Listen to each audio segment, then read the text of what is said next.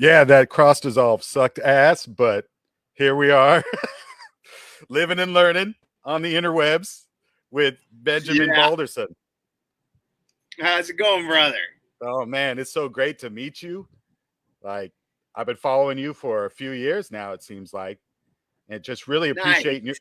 And just really appreciating your, I actually came across all you guys through Owen Benjamin. Like I followed that dude maybe 10 years ago, right before his exodus out of Babylon. Oh, Right. wow. Wow.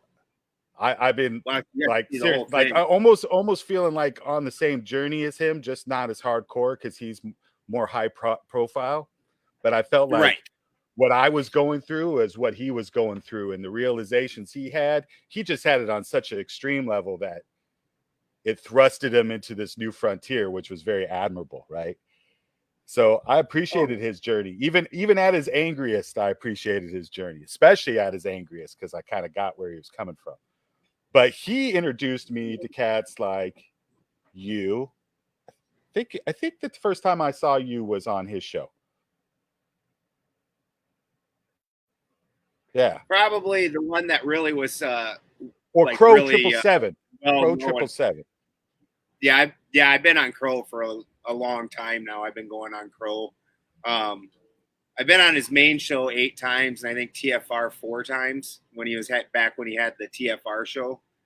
And then there's a real big one with me and Owen and uh, Dave Weiss and James True that really was huge. That was everywhere. Everybody saw that one. It was that was a good one. That was a good. That was fire.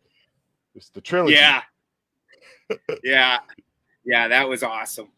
Yeah. Honestly, one of the best times of my life. Like just sat there, just having a gas. Like, man, I bet.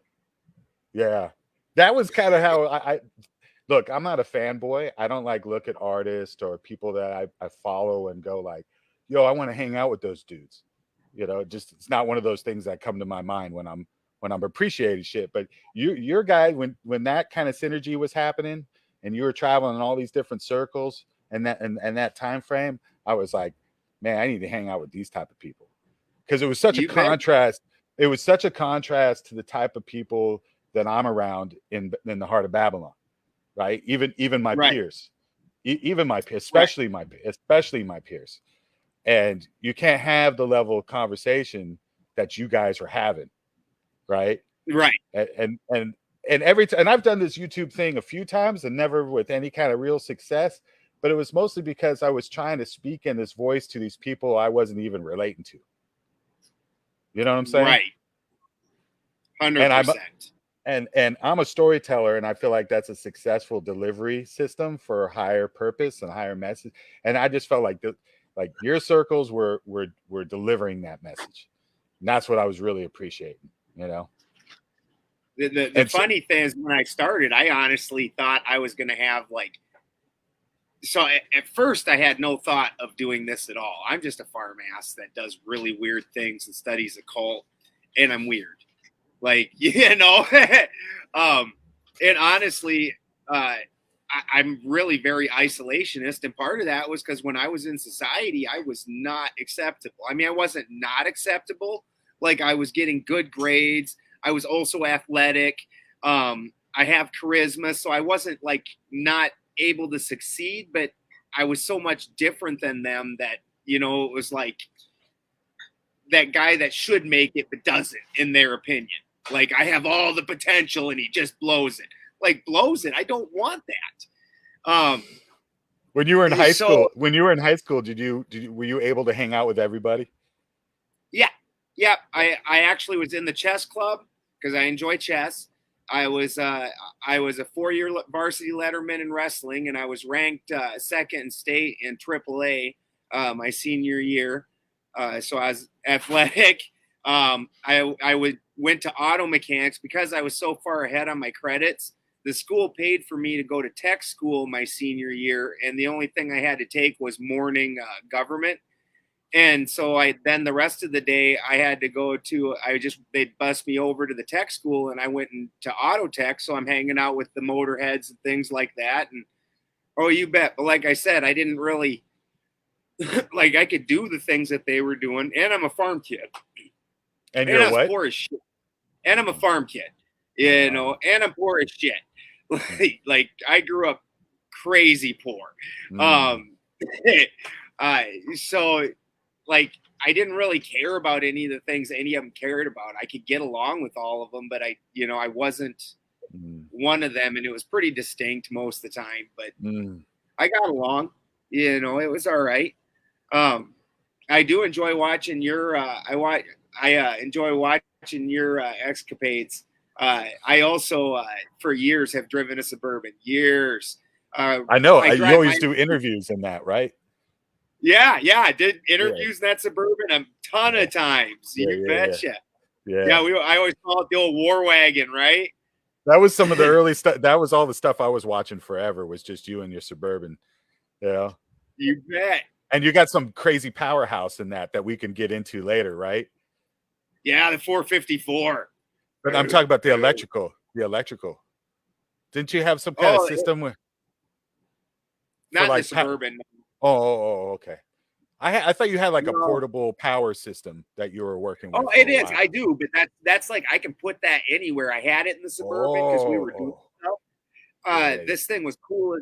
This thing's cool as hell. It's actually sitting right behind me right here. Well, that's dope. Let's get into it later, but I want to finish more of your story first before we get into the technology, because I definitely want to cover what technology you're using and all of that. Dude, one of these for portable, the best, bro. The best. Dude. I'll show you.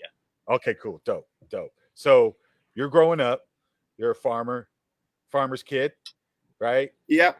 Yeah. You couldn't really care about what was going on with everybody else, but you were cool with everybody else. Right? Yeah. And then it was a weird deal. Right, totally. I could relate to a certain extent. I was kind of like on both sides of that, right? Like I didn't grow up dirt poor, but my parents were like a hairdresser and a teacher, you know. So we weren't rich by any stretch. Not killing it by any means. No, not getting new cars for my 16th birthday or nothing like that. You know, just going to school and walking to school and just digging everybody. But I was in the music and the theater culture and the art. I was always an artist, so I kind of like I had my fancy pants dreams, and at the same time, I didn't give a shit about everything else. But the fancy pants dreams is like that. The fancy pants dreams is what gets you, but we could get into that later. But dude, I was so not that, because it was so weird. So when I took, you know what the ASVAB is? No. Before the military, when you're like 17, they go around and test everybody in the schools. Oh, or they use I do remember that. I do. Right. So it's just like, like an SAT test or whatever.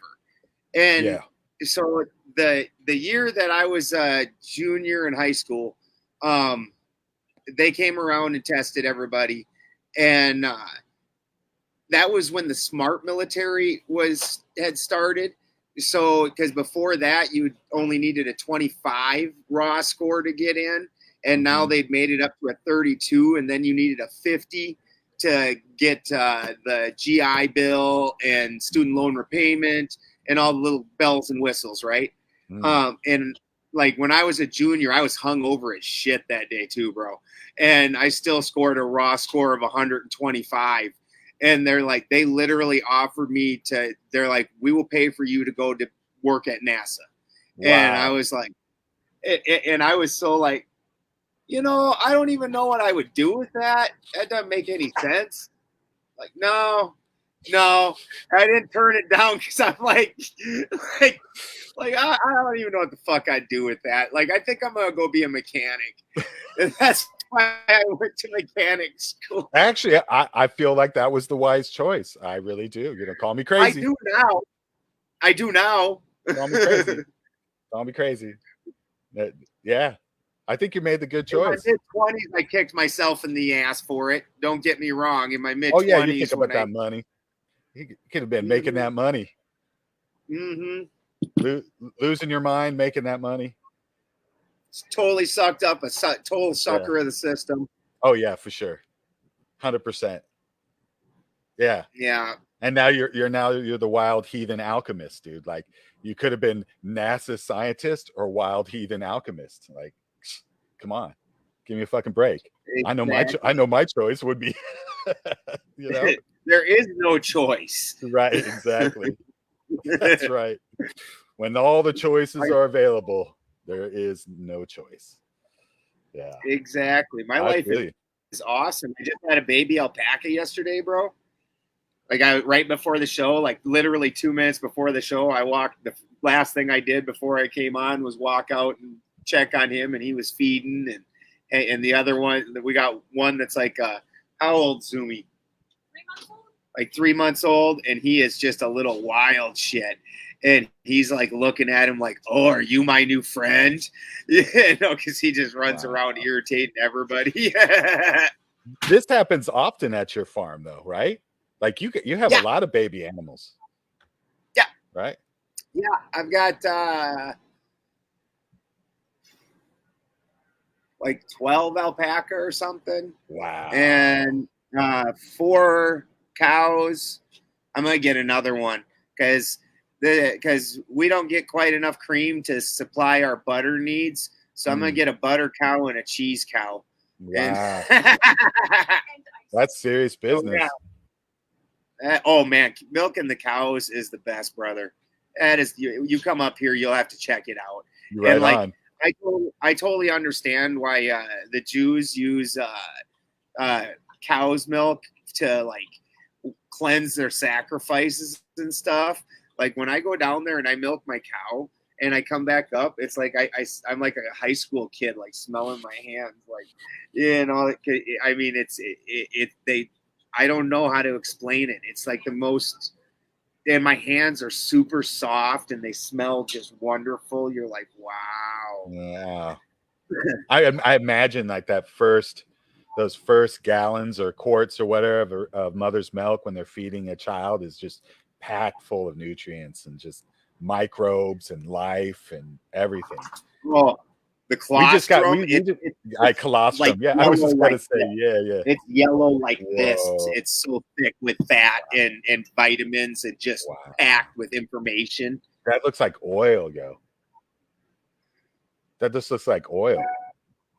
Yeah. That don't even look like the cream that you think. Because we just started fucking with powdered colostrum. And that's been, for whatever reason, they've taken a lot of things out. Honey, can you grab me the actual colostrum? I'll show you actual colostrum. Oh, yeah, please. Yeah. We got a little bit saved away for emergency. Like, say this new baby that was born yesterday, had he not eaten and was having some issues, we would have taken and thawed this out and went and hit him with some. See that? Do you make that? No, this is right from the cow.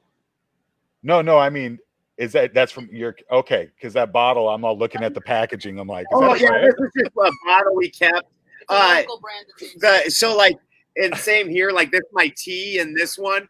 So when the cows aren't milking, there's some local dairies here that like you can buy fairly. It's still homogenized, but you can get like, it was just milked that day milk. And they give it in a glass bottle and they charge you $2 as a deposit on these bottles. And we just keep the bottles. And then, because I mean, I tell you what, the milk in the glass bottles is so nice. It stays so much colder. And because we don't homogenize, we want to keep it as cold as possible so it doesn't turn. Because that's one of the things that people don't realize. Like in the community, they talk a lot about the evils of homogenization. And don't get me wrong, it's not, hi big boy. It's not a good deal.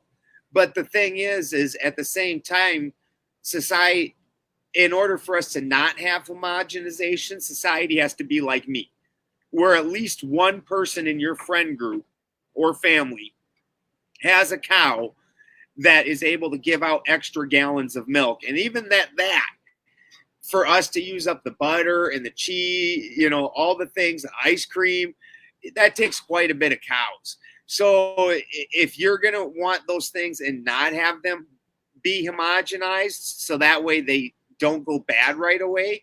Because when I milk the cow, we put that in the fridge. Within a week, that's sour. I mean, it's pretty much no good for anything but buttermilk. She makes some really nice buttermilk things. But and that's, Oh yeah, I see some of know, her dishes. I want some of that. Yeah.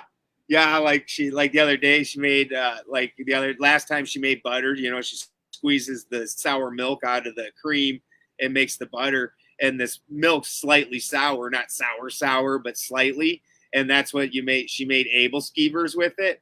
Oh yeah. What are those?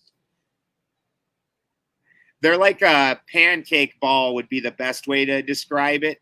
And then you take and either put jelly on the top, and they put powdered sugar on it. I skip the powdered sugar myself. That's too much for me.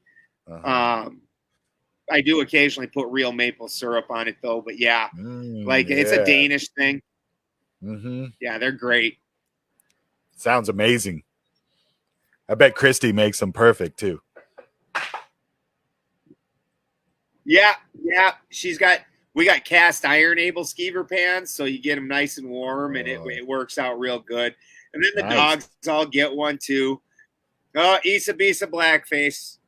So I've got a dog that's a cultural appropriator.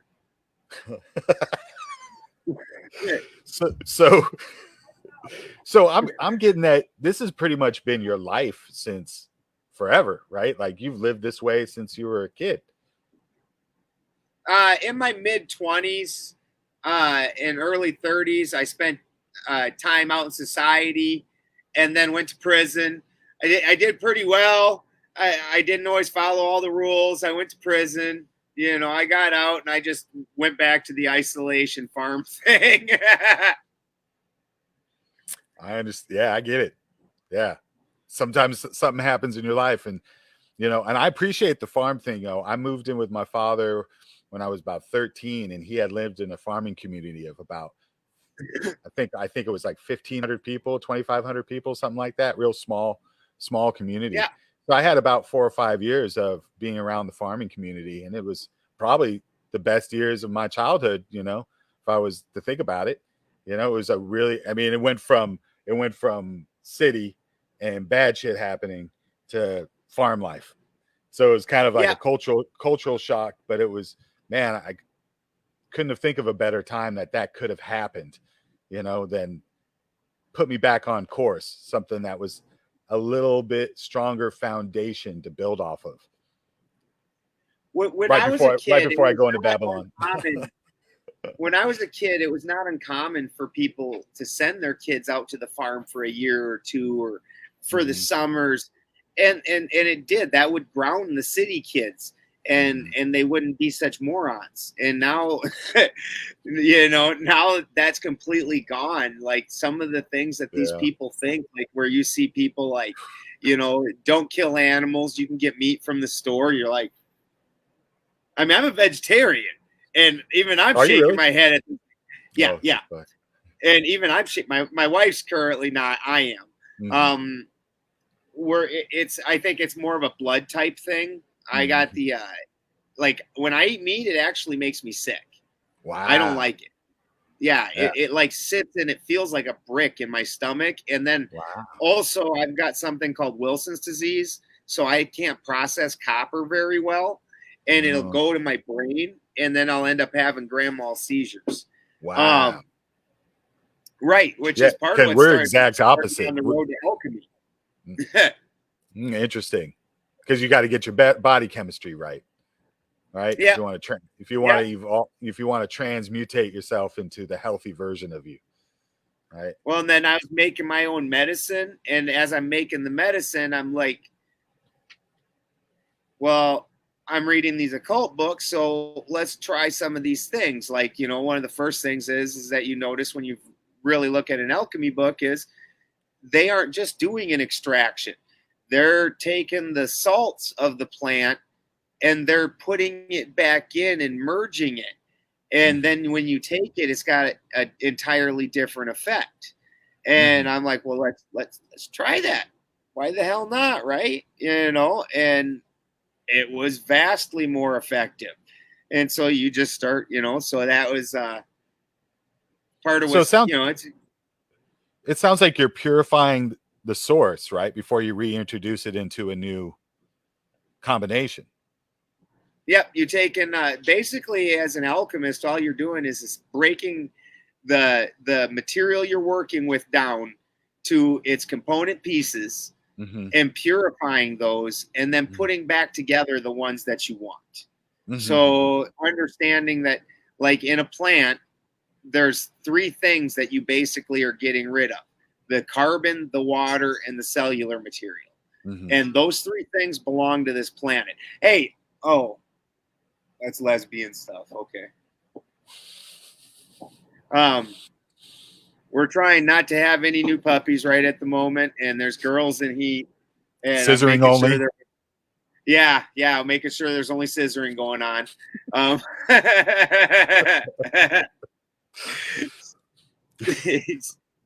Yeah, big boy back here is raring to go. He's like, man, they're the one that's been in heat. As anytime like he even walks by her, he reaches a leg out and snatches her hip, just pulls her under him, and then he's just going.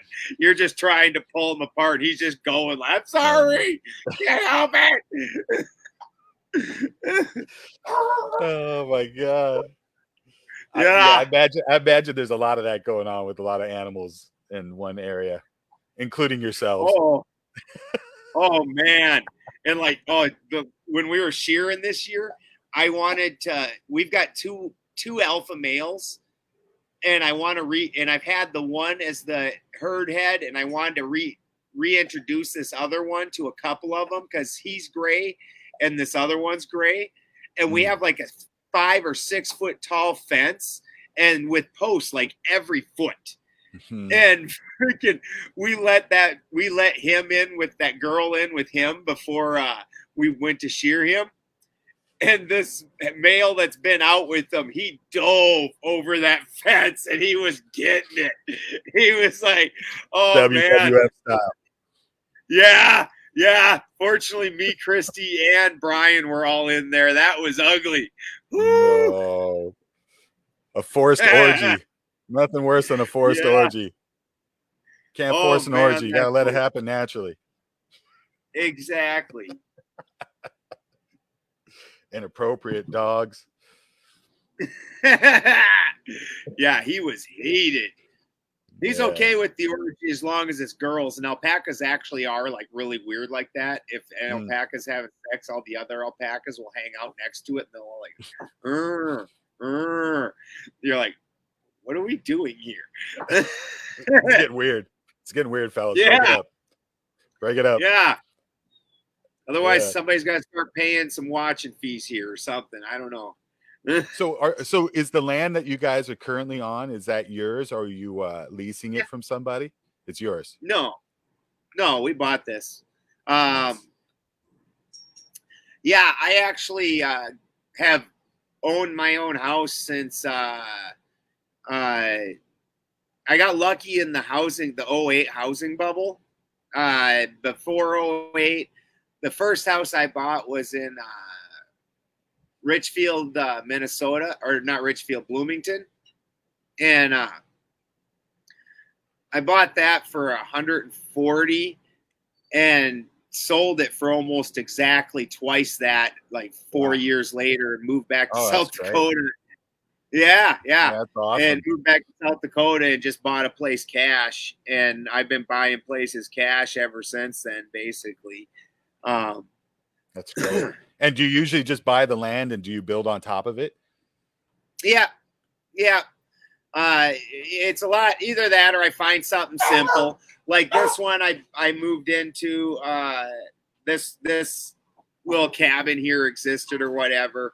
The land was trashed when we got here. We couldn't even tell there was a driveway. Like I saw the early pictures. Yeah.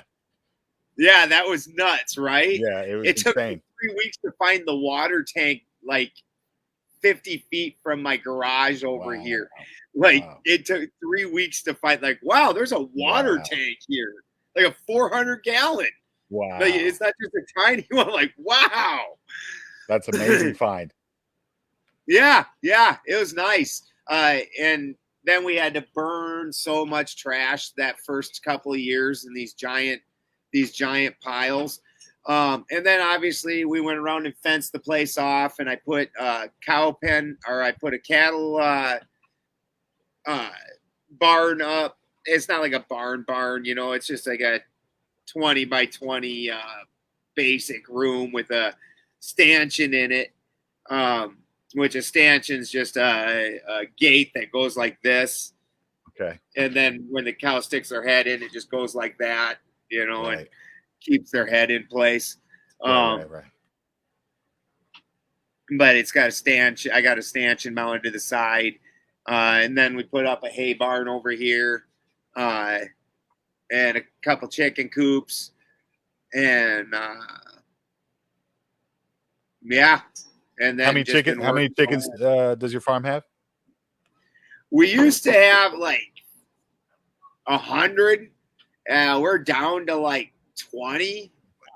I've been battling so this year too, it's been crazy. All of a sudden, like a floodgate got unleashed, and I've been at war with animals, bro, and it's been nuts. It was bobcats most of the time, and I didn't even realize I was hitting them until recently, because my dog started dragging bobcat carcasses back. They brought back one. It still had my duck in its mouth. The son of a bitch. Wow. Yeah, I got it though. Yeah, you did. Like I didn't realize it. My wife was like the other night, because it's hilarious, because I will hear the birds. Like I'm a very light sleeper, especially after prison. So that'll do it to you. Oh yeah. So any off. Wait. How long were you in prison? 8 years. Wow, that's a long time, brother. Yeah. South Dakota used to be real crazy about. I mean, they're still comparative crazy to the rest of the country, but a long time ago, South Dakota was real crazy with it. Well, and this was after I found out I had seizures, so I used cannabis to control the seizures, because I started out with. Wait, you went in for cannabis? Yeah. Corey, less than a pound total, bro. Like I got 4 years for a quarter pound once, and then 4 years for a little over a quarter pound once. Wow. Yeah. Like, and the first time they acted like I was Pablo Escobar. I was like, this is my 2-week supply, and I get paid every 2 weeks. What are you talking about? And they hit me with like intention to distribute and all this. I'm like, there ain't distribution, it's consumption. You know? Dude, for anybody that doesn't know, a quarter a pound of weed is nothing. You ain't supplying anybody with anything. No, that was me hiding in my garage, having spoken before, when I'd get up in the morning. Unbelievable. Because before that, they had me on Seroquel and Klonopin. And when I was taking those, I normally weigh about 150 pounds. And when I was taking those, I jumped up to 250, and I couldn't like move around. I couldn't tie my shoes. I was useless. And then when I went to using cannabis for it, and then extracting the cannabis and using that to control it, I went back to my normal weight, got completely active. I run a farm. I live on a mountain. I run up and down the mountain all the time. I mean, not like run like exercising. I mean, but like chasing goats or whatever's going on, whatever ridiculous animal shenanigans I've got to run up and down the mountain because of. Man, what I'm just getting out of every bit of every example that you're giving me, it's just like you thrive when you simplify and you return to the more natural way. 100%. Like, and I tell you what, in my 20s when I Not a did lot of go, farmers go to the gym, right? Like they don't need to go to the gym no, at the end of the you know, I don't need to get no, on the treadmill after going up and down that hill all day, you know? absolutely not. And usually you'll see 50 and 60-year-old farmers. Those guys are whip strong and can throw bales all day long. Right. Like it's insane. And they're usually wiry. They aren't huge and muscular like the weightlifting guys that go to the gym. They're usually wiry as hell. Mm-hmm. I'm actually, even as a vegetarian, I'm a little thicker than most. It's hilarious. And they say that, being vegetarian, that's what they criticize. They're like, you don't heal fast. And I understand that these soy boys that live in the city that are vegetarians, who are basically sitting around eating Oreos and ramens or No, whatever else. they're boxitarians. Yeah, exactly. They're just eating whatever fake processed nonsense. The better than burger or whatever that Yeah, insane like how crap. many industries do you need to eat? Exactly. It just gets ridiculous. It's like we actually went the opposite. We were doing the vegetarian and the juicing thing for a while, and Sammy started having digestive problems that became really a bad issue, and we couldn't figure out what it was because we were supposedly eating clean. Long story short, took a while to figure it out, and I had already been going down a couple rabbit holes and like more like caveman diet, more like just pure carnivore, and Right. she started becoming more open to it as her symptoms got worse, and we eventually found out that she has a bad reaction to nightshades. So Oh that was yeah, such a yeah. I don't like that was, nightshades particularly either. yeah, and that was such a big part of our diet at the time, and it was just destroying her. I mean, she might Lots have of other tomato, huh? yeah, Tomato lots of and tomatoes, eggplant and stuff. yeah, all that, yeah, lots Oh, of that stuff. eggplant makes me rugged Onions, sick. I can't eat eggplant. potatoes for days, all that shit.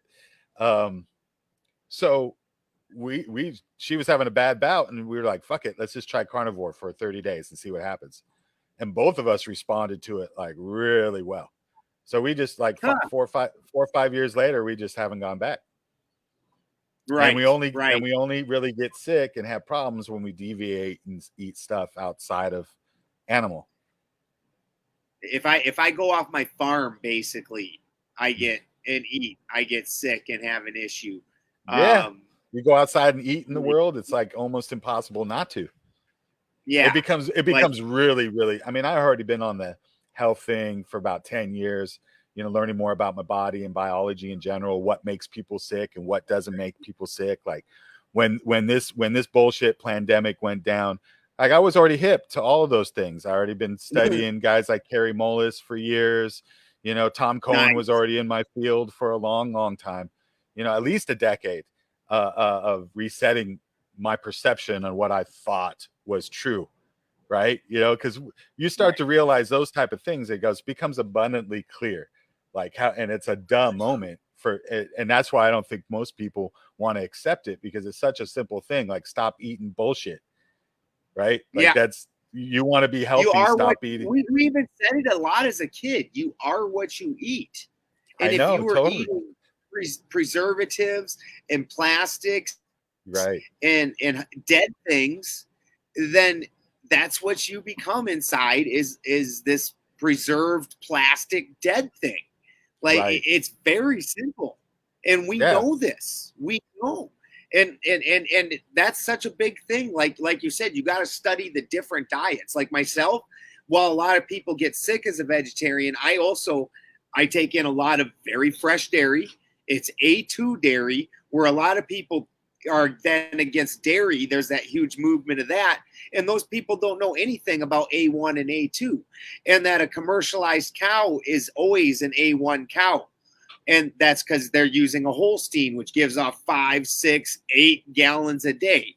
My little Dexter down here only gives me a gallon a day. But that's a yard cow that's very friendly. Even if she's being ornery, I can push her around. That's entirely different than a 2,000-pound Holstein. Like that cow, those cows are giant. And you know. Um, Well, the farming and community so I lived in was primarily a dairy farming community. One of my best friends' nice. father owned one of the biggest dairy farms. So, like, yeah, like I was around that information. Like, in the city, good luck getting raw food. Good luck Yeah, getting raw dairy and real colostrum and stuff. That's why we went to the only source we can get, which is the dried source, and yeah. it seems to have its value. I can guarantee it's not as strong as anything you have, but it No. definitely has a So value like and I'm getting and I have my own eggs, those chickens, mm-hmm. all the bird eggs, Yeah, they're live. yeah, So and I eat a lot of avocado. So I'm taking in a high fat, high right. protein, high mineral diet.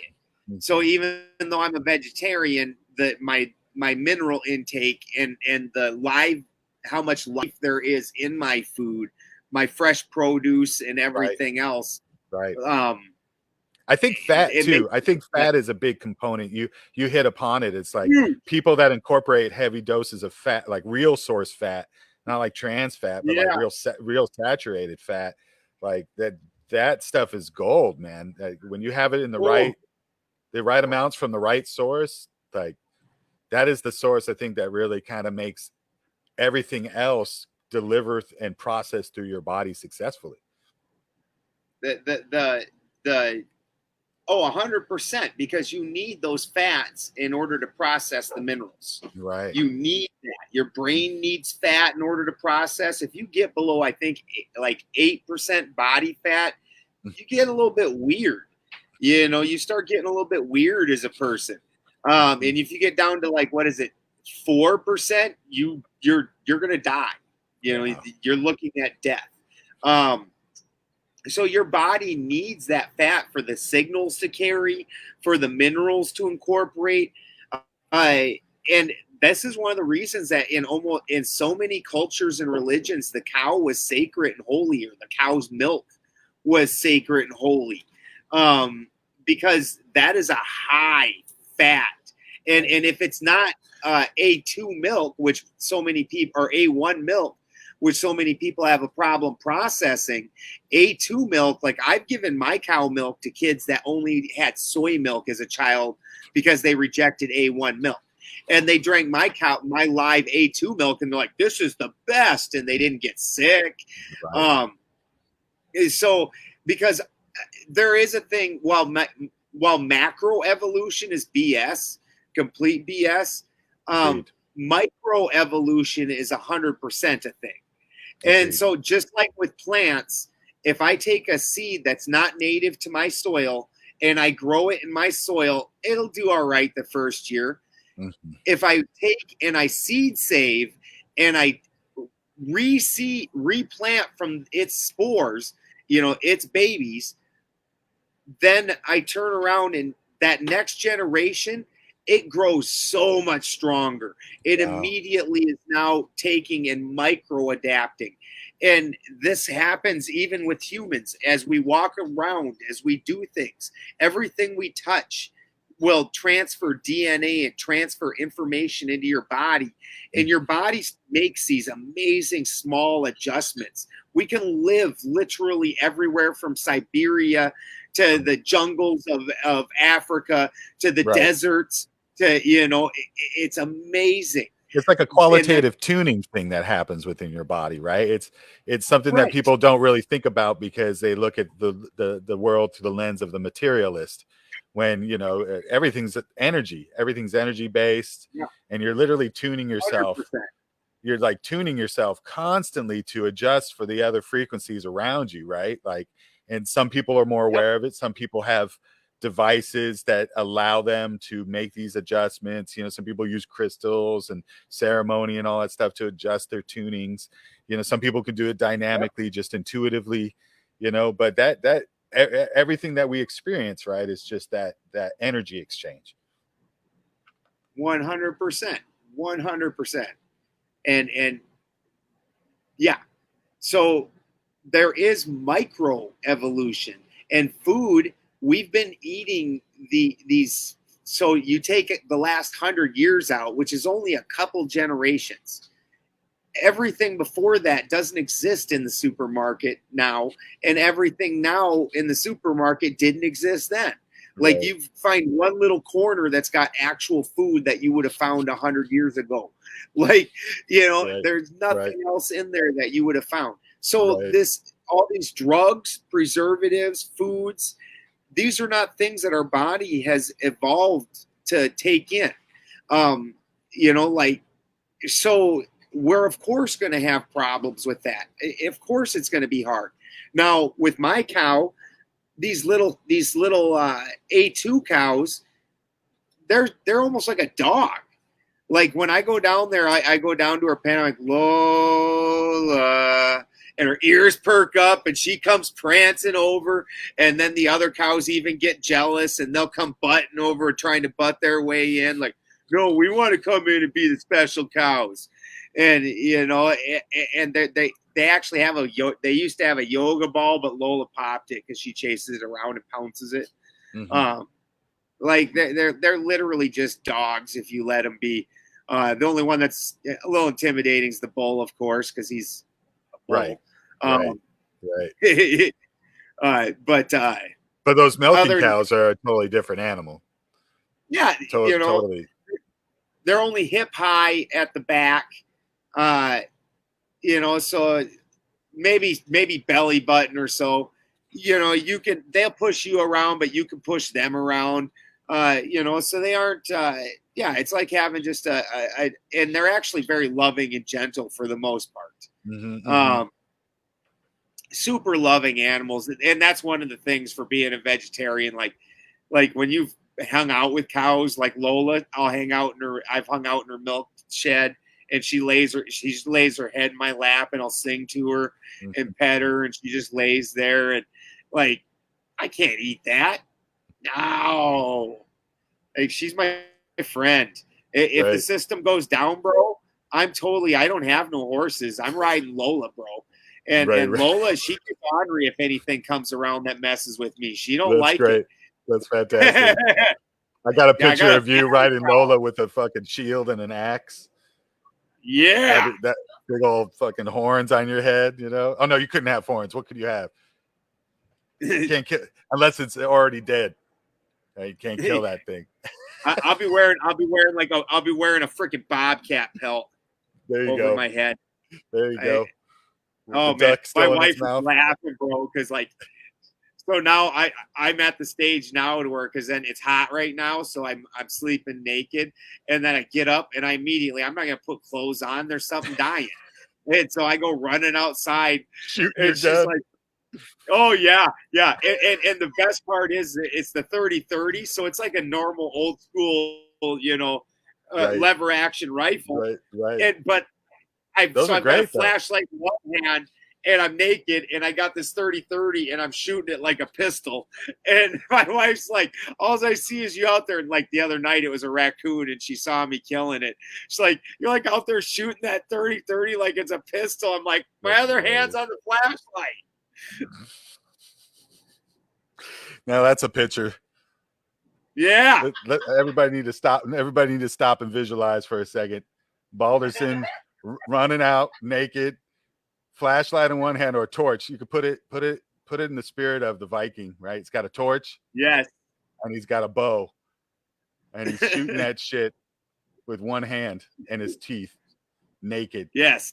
With a torch. Beowulf. Have you seen Beowulf? Beowulf style. Yeah, Beowulf style. Totally. I love it. It's appropriate. Exactly. Everything you're telling me. That's why she appreciates it. Right. That's what made her fall in love with you. That spirit. That's what won her over. Oh, you run outside naked in the middle of the night with a torch and a gun? Let's get married. Yes. Exactly. Let's make children. Like, where's the dragons? Where's the dragons? Right. Totally. Totally. I love it. That's fun. So you guys are in you're like way northern California now, right? What are you drinking right now? Way northern. Is that colostrum? Is that colostrum right now? No, that's tea. That's tea. Okay. You don't get much colostrum. I do drink milk, but Christy's stingy on the cookies. Don't Did you be stingy hear on the cookies, intake of breath Christy. over there? Exactly, Christy. Don't be stingy. I noticed there's like 10 bags of chips. I keep buying chips thinking you're not making cookies. Give up the cookie. No way. Homemade cookies? Oh. Yeah, man. With I eat them fresh all. milk. I eat them all. Yeah. Eating them all and regretting it in the morning. That's why I'm 150 right now instead of 145 at Milk and Cookie Belly. Oh, really? It's gonna keep you warm. A little bit. Getting ready for the winter? Getting ready for the winter. Got to put on those extra pounds for the winter. Exactly. It gets cold. It gets cold up there, right? Really, because I'm close enough to the ocean, it doesn't really. It freezes maybe 1 or 2 nights a year. Other than that, it drops down into like the high 30s to mid 40s overnight typically, and then 50s and 60s during the day. That's 40s and 50s. Yeah, no, that's great because that's the coastal drive. That's what we want to do. Come in a couple months. Oh. I love to go up the coast, up California, and come back down real slow. That would be awesome. Yeah, you know where Garberville is? Uh-huh. That's right. The turnoff for my house is at Garberville. You just got to go in. Okay. Yeah, I spent some time in Point Arena for a little bit doing an internship. Nice. That's about. I went a little bit more north than that a couple times, but I'm not really familiar with anything above that for the most part. So it'd be all new territory. Wow. The crazy part is that's the craziest thing with California, right? Like there's so much north of that. Like we're not really that far north in California. Like when I lived in Redding, I didn't live in Redding. I lived in Whitmore, outside of Redding, like half an hour, 40 minutes, out toward Mount Lassen. But still, it was what? How many hours is Redding from the border up there? 4, 5? 2.5, 3. So you're still 3. I mean, there's all kinds of states that, like Utah, you can cross Utah in 3 hours. You know. Are you familiar with Washington at all? I've been through there and stopped there a little bit. I've been mostly through the corner. I went through Portland and cut up through Washington and ended up going into Coeur d'Alene there in Idaho.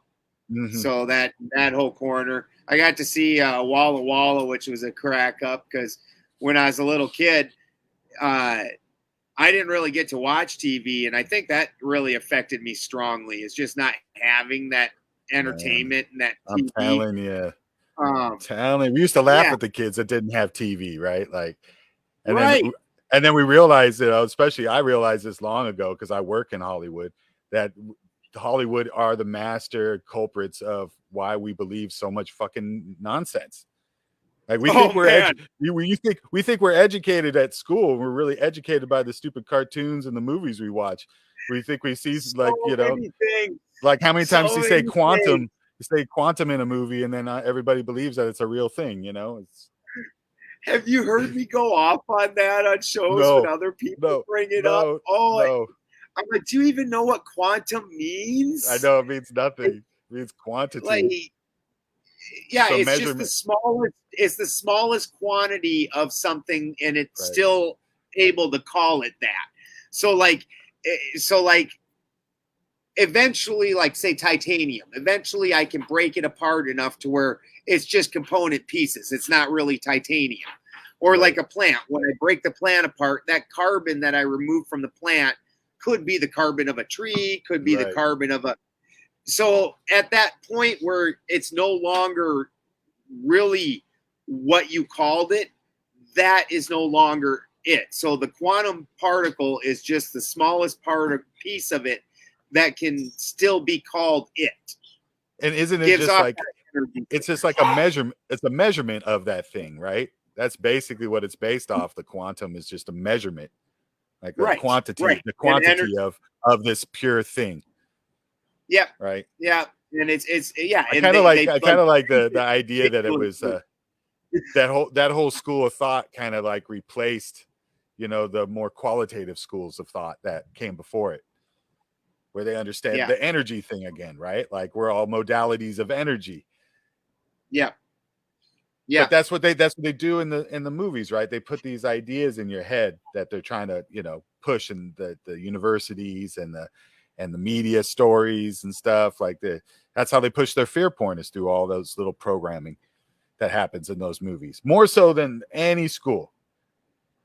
People watch 100%. fantasy, they're eating their box food and they're watching their fantasy and they're getting caught up in the stories, right? And then they go to school and Bill Nye says science, right? And then they go, yeah, what he said.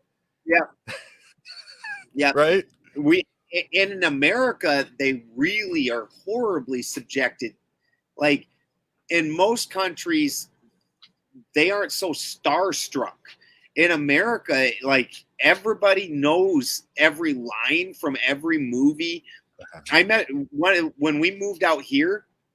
California is way worse than like South Dakota is on that. Oh man. Oh man. Part of it, we're 20 years behind on everything.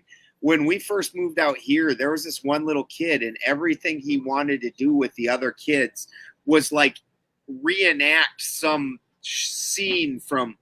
He's like, well, you be this guy and you say this, and I'm gonna say this, and that's all this kid wanted to do. And my kids are like, what are we doing here even? Like, we're gonna go play. and then at the same token, well, my kids, we used to go when we first moved here, alpacas got sold to old people a lot. Them damn scam artists, and they went around and sold all these old people on alpacas, basically, or this fortune I remember that you don't this. do anything. Yeah, I remember Yeah, this trend. I remember this was going down. I don't know why I yeah. remember this. I don't know why, but I do. Well, they had infomercials on it, that at Right. like 3 a.m, that only people that wake up at 3 a.m, Right. if they can watch. Worrying about And just alpacas if they have enough. right. And so basically they made it out that these animals, you don't even have to take care of them, and they're just like this fortune that just sits there. And these old people bought it without knowing how to take care of them, and they don't know how to shear themselves. They don't shears are typically very unreliable. That business might exist today, and it's, after shearing season, that guy might just disappear. Maybe, a lot of times. To a summer It's job. it's a very interesting, it's like custom combining or something where, every year it's just different people. Who knows where they are. Right. But so we go around and do a lot of rescue shearing. And this herd had not been sheared in like 4 years, and it went from like 35 alpacas down to like, I think there was 12 left when we got there. They just that was when we got them. When we actually got them, there was only 5 left. When I went rescue shear, there was like 12, and they killed off a bunch more. Yeah, they just totally inept at taking care of these animals. Wow. And they were dying of heat exhaustion, which, God, that's got to be one of the worst ways to go, right? Just covered in hair, like dying, like sitting in a California sun in a sleeping bag. Yeah. Like 10 wool blankets on you and 110 degrees. Yeah. Just disgusting. And abuse. That's some crazy abuse. Right. And so the owner, he's like, well, this one here that we were getting ready to shear this one. And the guy's like, yeah, we've been trying to get our good male to breed with this one, but she just won't let him. And she fights it off all the time. And I'm sitting there, and my son goes, are you sure it's a girl? And I just put my fucking head down because I knew it. And I was like, he goes, well, why? And my kid looks up and he goes, well, because it's got a dick. Just, hey, manscaping makes it look bigger. Yeah, well, and it's like these city people, it's like it literally felt like again, where these city people around here are confused about things. Like, and my farm ass kid, he's like, Well, no, that's a boy. It's got a dick. I know how this works. Wow. Wow. Forced orgy, another forced orgy. Yeah, unless it's ducks. Ducks are very rapey. I've heard this. This is another fact I've heard for some reason. Dude, why do I know? Is this an ongoing joke? Is this why do I know this? Is this an ongoing joke? It's not even a joke. It's just a fact. It's just true. They will, and ducks are racist as hell. They separate into colors. It's hilarious. Oh. And so, but then it's just like humans, how they'll be racist and only hang out with their color, but then they'll try and sleep with the girls of the other color. And so ducks are real rapey. So the black ducks are over here, and the white ducks are over here, and the gray ducks are over here. And the males from each herd of ducks is running around trying to rape the girls of the other herds. And then the other males will come running back to theirs like, and then they'll run. And then when that all settles down, one of them will sneak off, and like one of the white ones will try and rape a black one, or a black one's off raping a gray one. It's ridiculous. Someone needs to do a reality show, like a scripted reality show of rapey ducks. I don't think society's ready for that, though. No, like, I get on some of these shows, and a lot of these people, because I live in nature, like some of these love and light type ones, they get the very love and light type ideas about things, and they're like, yeah, we need to be like nature and blah blah. And I'm like, well, I mean, kind of. Like, nature's very rapey and steals a lot and kills a lot. Like, we should maybe not do those things. Right. Like, what? Like, yeah, nature, like, buddy, my one white alpaca, if you're a beta male, if you're like really femmy as a guy, he wants to rape you. Don't ask me. It's like he's offended you're a dude without enough testosterone or something. And then he's like, yeah, I'm going to give you some. This sounds like some prison sex. Yeah. Ducks and prison sex. He also tried to become a Jehovah's Witness once, though. So you got to wonder about Buddy. Like, amazingly, Jehovah's Witnesses showed up on my farm once. I couldn't believe it. I was like, they've actually showed up 3 times. They've got a long driveway. 2 miles just to get to the of mountain ass road to get to the turnoff. You're like, wow. You people are tenacious. And they rolled up, and they had a minivan with four Jehovah's Witnesses in there, and it had that electric sliding door, and the door slid open, and Buddy jumped right in. They drove through the road? Yeah. In a minivan? In a minivan. Wow. They tenacious. Buddy was ready to go with them. He crawled right in that minivan. It was hilarious. They like damn near threw that watchtower at me. They're like, here, have a watchtower. Wow. They just took off, huh? Yeah, they did not like that at all. Wow. They were not as amused.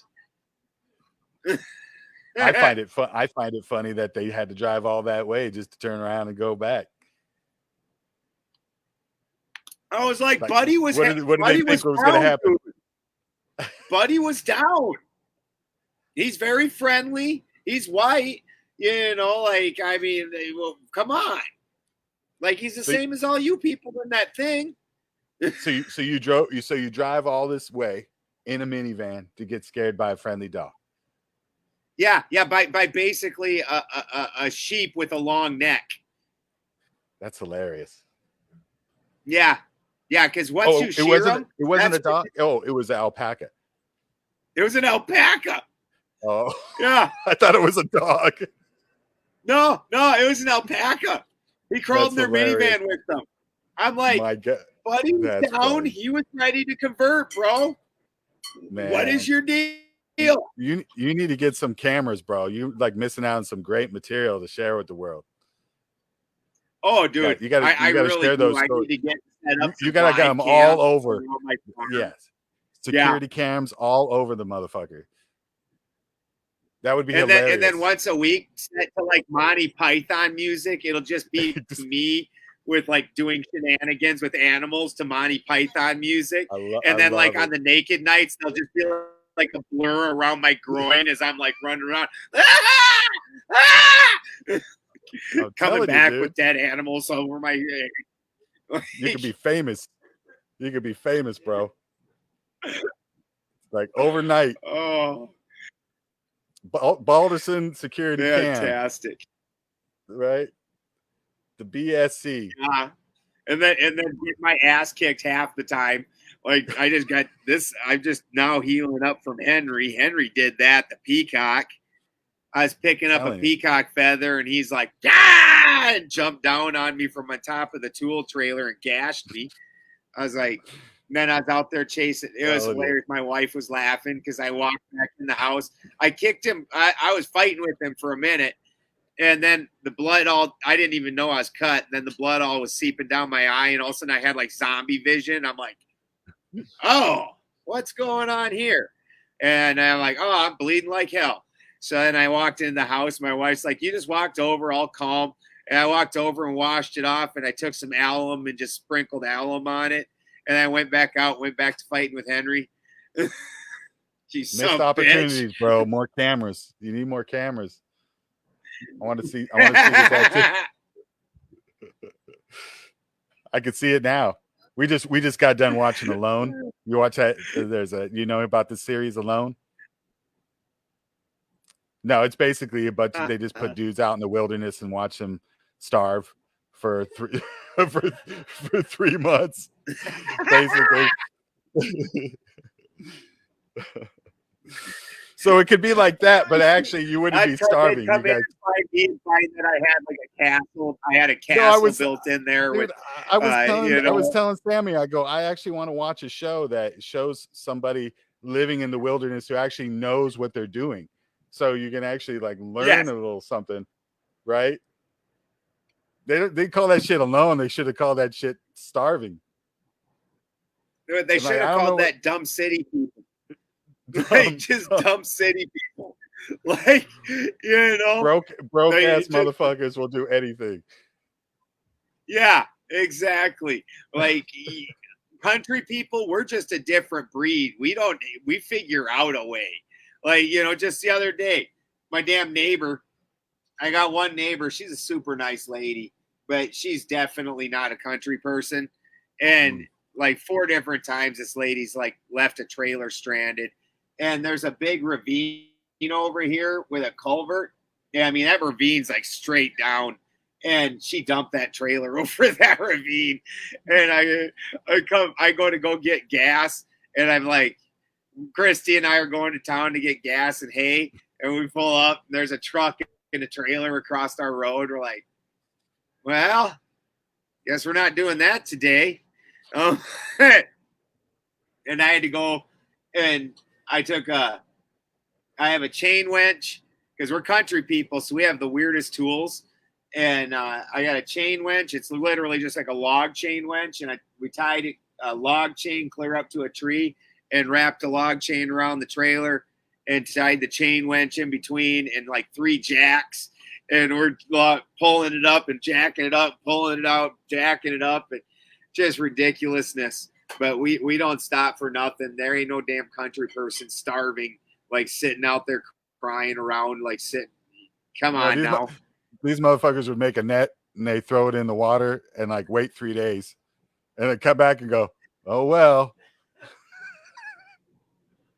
I guess that didn't work.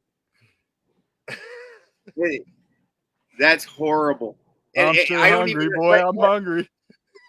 But again, when I moved here, like right where I live, there's these delicious giant blackberries everywhere. And there's people sitting at the grocery store begging for food, and they'll have a little sign up says hungry, and then they'll be like leaning up against a railing, and like a foot behind the railing, there's big plump blackberries that are like $5 for this tiny little box of them in the store, and those ones look like crap compared to these big juicy ones behind this homeless starving person. Like, eat those berries, man. dummy. During the summer, in high school, I'd work. Most kids would work at the farms, like on the weighing stations. Right, you go out in the field, and there'd just be this little shack and a scale, and like people would come out from all over the county to pick. Right, do the picking stuff, and they come out and you'd weigh that shit for them and everything. And at the end of the day, you'd go to the main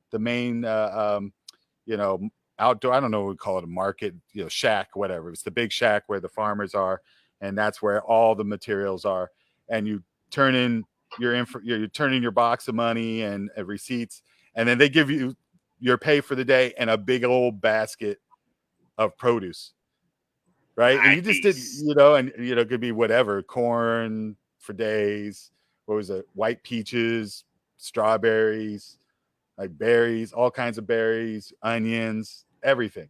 And you just come home and like had to balance that shit on your handlebars, right? Because it's such a big ass bag of shit, right?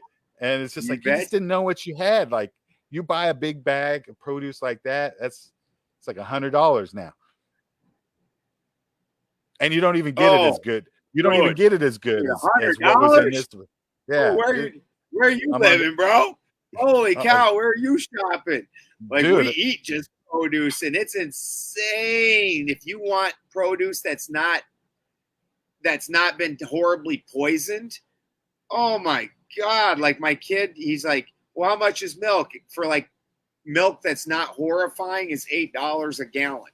And that's been, or $8 a half gallon.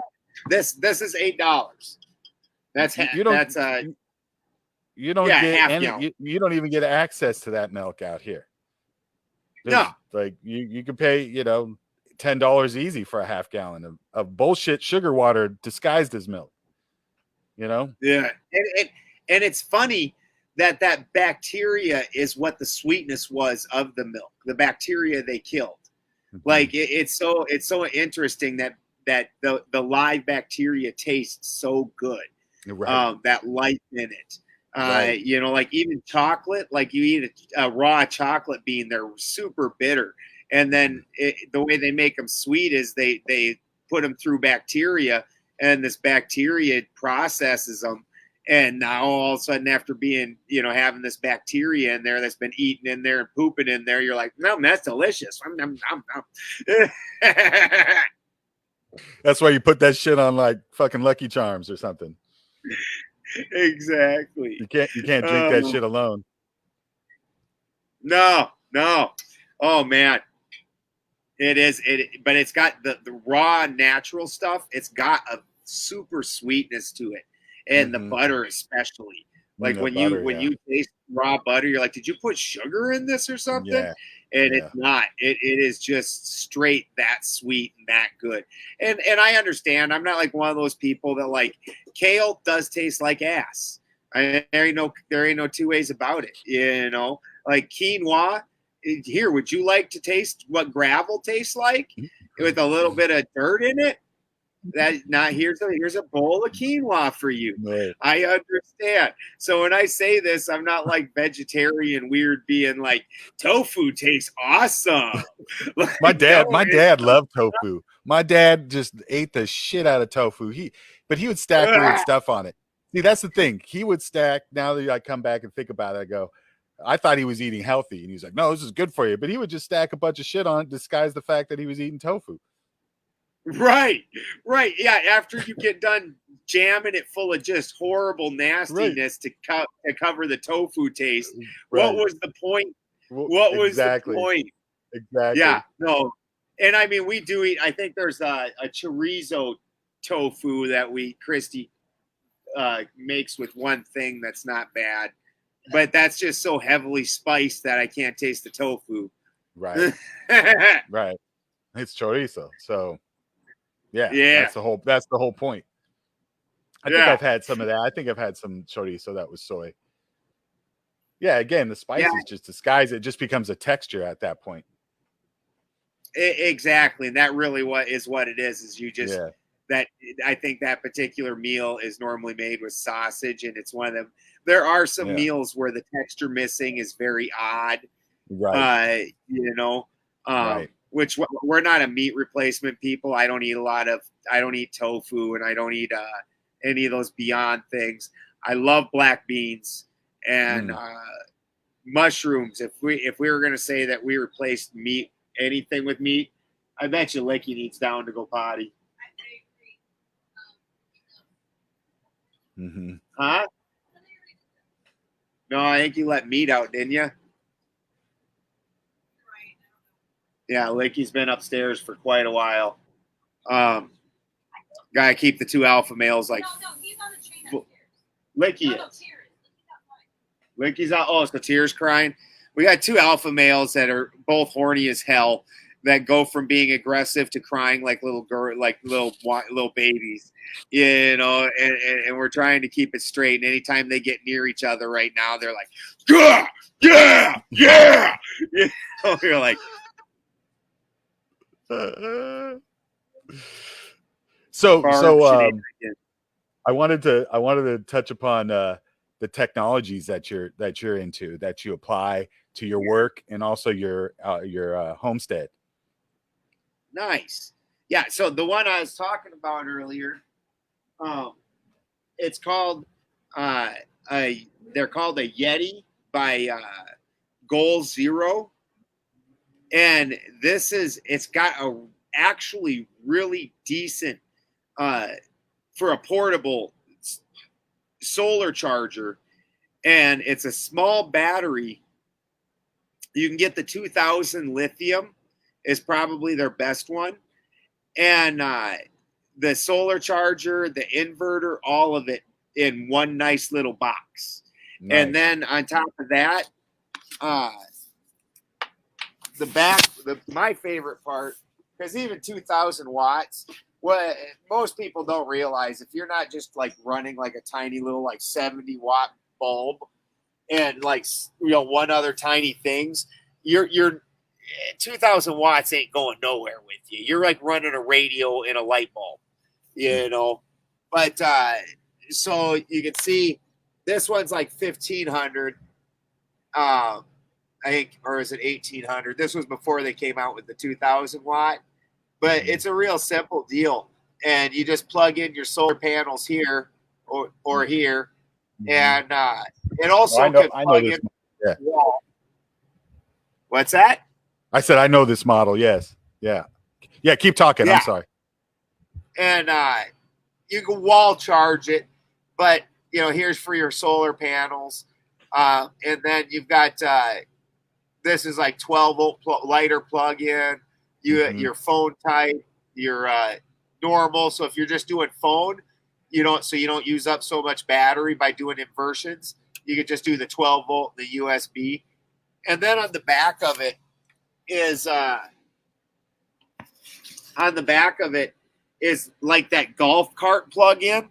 You know, like if you've ever seen the batteries for like a golf cart or something. Oh, right, right. That, like, square one. Thank you, baby. The perks.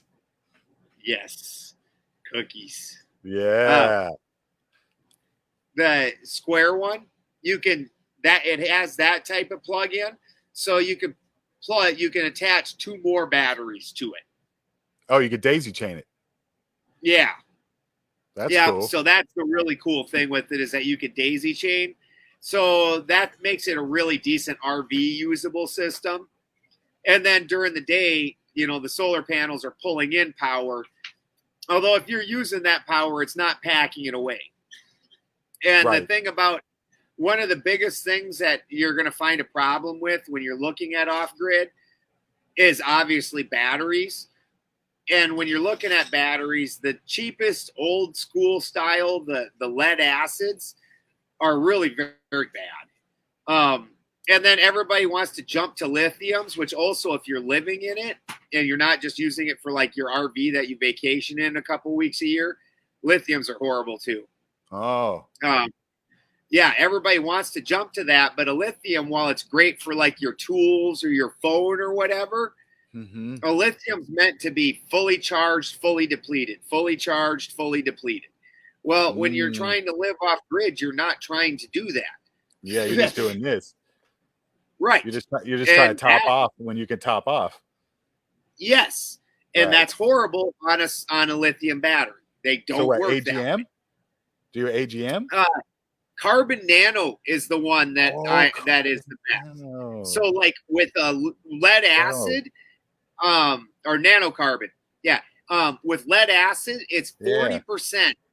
Whatever you get at your panel is 40% transfer into the batteries is all you're Mm-hmm. getting. So if I have 100, if I've received 100 amps worth of power at the panels, I'm only getting 40 amps worth of power at my batteries for later. Mm-hmm. With nanocarbon, it's 95. I think you're the first person I heard talk about this. It's like some full circle memory experience for me right now. I'm like, why do I know this? I think I know this because you did a video about this, right? Yeah, I very well probably did. Yeah. And so I've got Outback, and that's the other thing a lot of people don't realize is also like the Tesla battery, garbage, Garbage, yeah. absolute garbage. Yeah, terrible. Like what It's a almost Tesla it's almost a battery, joke. He's good at packaging, is what he's good at. yeah, he's a salesman. He's a good Right. salesman. He's It's mostly funny. I read it. stock There's an interview with him that told me at the very beginning when I first was introduced to who this guy was. I read an interview with him how he said, I'm not really a Tesla guy. I'm more an Edison guy. And I was like, oh, that makes perfect sense. Okay, now I know who you Yeah, are. Now I know who you are. yeah. They're always upfront with it, aren't they? They do. They tell you. They straight up tell you. You just got to know what they're Yeah, talking about because, most people when they think of Tesla think quantum. yeah. Quantum, Because quantum. in the It's the movies quantum. they always talk about Tesla and quantum together, and I was like, yeah, well, that's where we're at. That's where when Exactly. you hear him say, "Oh, I'm an Edison guy," they go, "Yeah, Edison, he's great. He worked with Tesla." Right? Yeah. Horrible. Yeah, Anyways, what that Tesla battery is good for is wall people that live decoration. in the city that have the price tiering. So, like in Redding, even like right now, they're talking about how all your power is getting used up during the day, and you need to unplug during the day because of businesses and blah blah blah. Right. So during the business hours, your power up here in Redding is extraordinarily expensive. Then in the evening hours, your power is kind of not bad. Then overnight, your power is fairly cheap. So what the Tesla battery is made to do is charge overnight. Then throughout the day, you use the Tesla battery, and you're not pulling off of them off that extremely expensive power bank, and you're using the Tesla during the day and depleting that, and then overnight, every night, it allows it to recharge. So Okay, the so so I'm if being retarded. I'm being retarded. How does it recharge at nighttime? because Where you're is it? plugging it into the system. Oh, so it's literally just getting the power from the system. It's not even using. Yeah, and even the people with the solar panels, the solar panels typically aren't recharging their batteries. The solar panels are just feeding into the system, and then they take back out to recharge their batteries. They aren't running a fully independent system. It's fully grid tied both ways. Wow. You're feeding the grid and taking from the grid. You're not independent in any way. Wow. Yeah. Wow. Yeah. So are you pretty much? An Outback inverter. I'm sorry. So I have an Outback inverter, which is a true off-grid, meant to be used all the time and be the only power source inverter. And That was going to be my next question. Yeah, Outback is definitely the, in my opinion, the best company for off-grid. There's one other, Sign, I think is pretty good. Is it maybe it's sine wave, sine something, but Outback at the time, sine didn't have the full 240 volts. So my Outback's an 8 kilowatt, and that's gotten clear down to like you can find them on eBay brand new for like $4,000, bro. Like maybe even 43, and that's for the fake. I'm just looking at it. Yeah. Yeah. The flex power is 4,300. Yep. And that gives you availability for 240 volt power. So that means you have solar, and do you have a bank system before the inverter, right? So the solar panels feed into the solar controller. Okay. And then the solar controller feeds the inverter. Now, the inverter, either you take that power that's coming in and you use it around the house, and anything extra, the inverter then throws into the battery bank. And then if there's no incoming power, it'll pull it back out of the battery bank. Okay, so you're running your daily power. I'm just trying to understand like a caveman. You're drawing power on a daily straight from the inverter. So there's enough power that's generating just from the solar panels connected through the charger or controller. Is that the same difference, right? Charger, controller, is that the same thing or different? No, two different things. Two different things. Okay. So solar power to controller to inverter to your house, and then inverter to a bank system for the power you don't use. Battery bank. Yeah. Which I got 24 L16 batteries, which I want to upgrade to the nanocarbon. Outback has the nanocarbons. The other advantage with the nanocarbons is they don't breathe. So you don't have to have them outside. You can put them in a temperature controlled area that's behind insulation, and it's not going to be toxic fumes. And they have these super clean little boxes that the batteries just slide into, and then it has a hard connection, and then it's just that whole box just hooks up to your inverter. Super clean. So much cleaner than my setup. You want to see mine? Yeah. He's got to take his mind food real quick. Yeah, I got to get lick the. Every genius needs a cookie. When the wife tells you to lick something, you lick it. Damn it. Good boy. Yeah, I know how this works. I got 7 kids. Here's the farm. Well, giant tree. This is Buddy. Right. He wanted to become a Jehovah's Witness.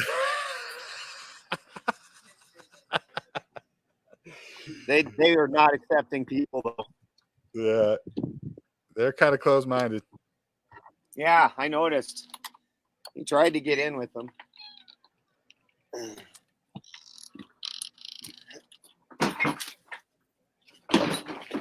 I remember when that property was just a big pile of dead trees.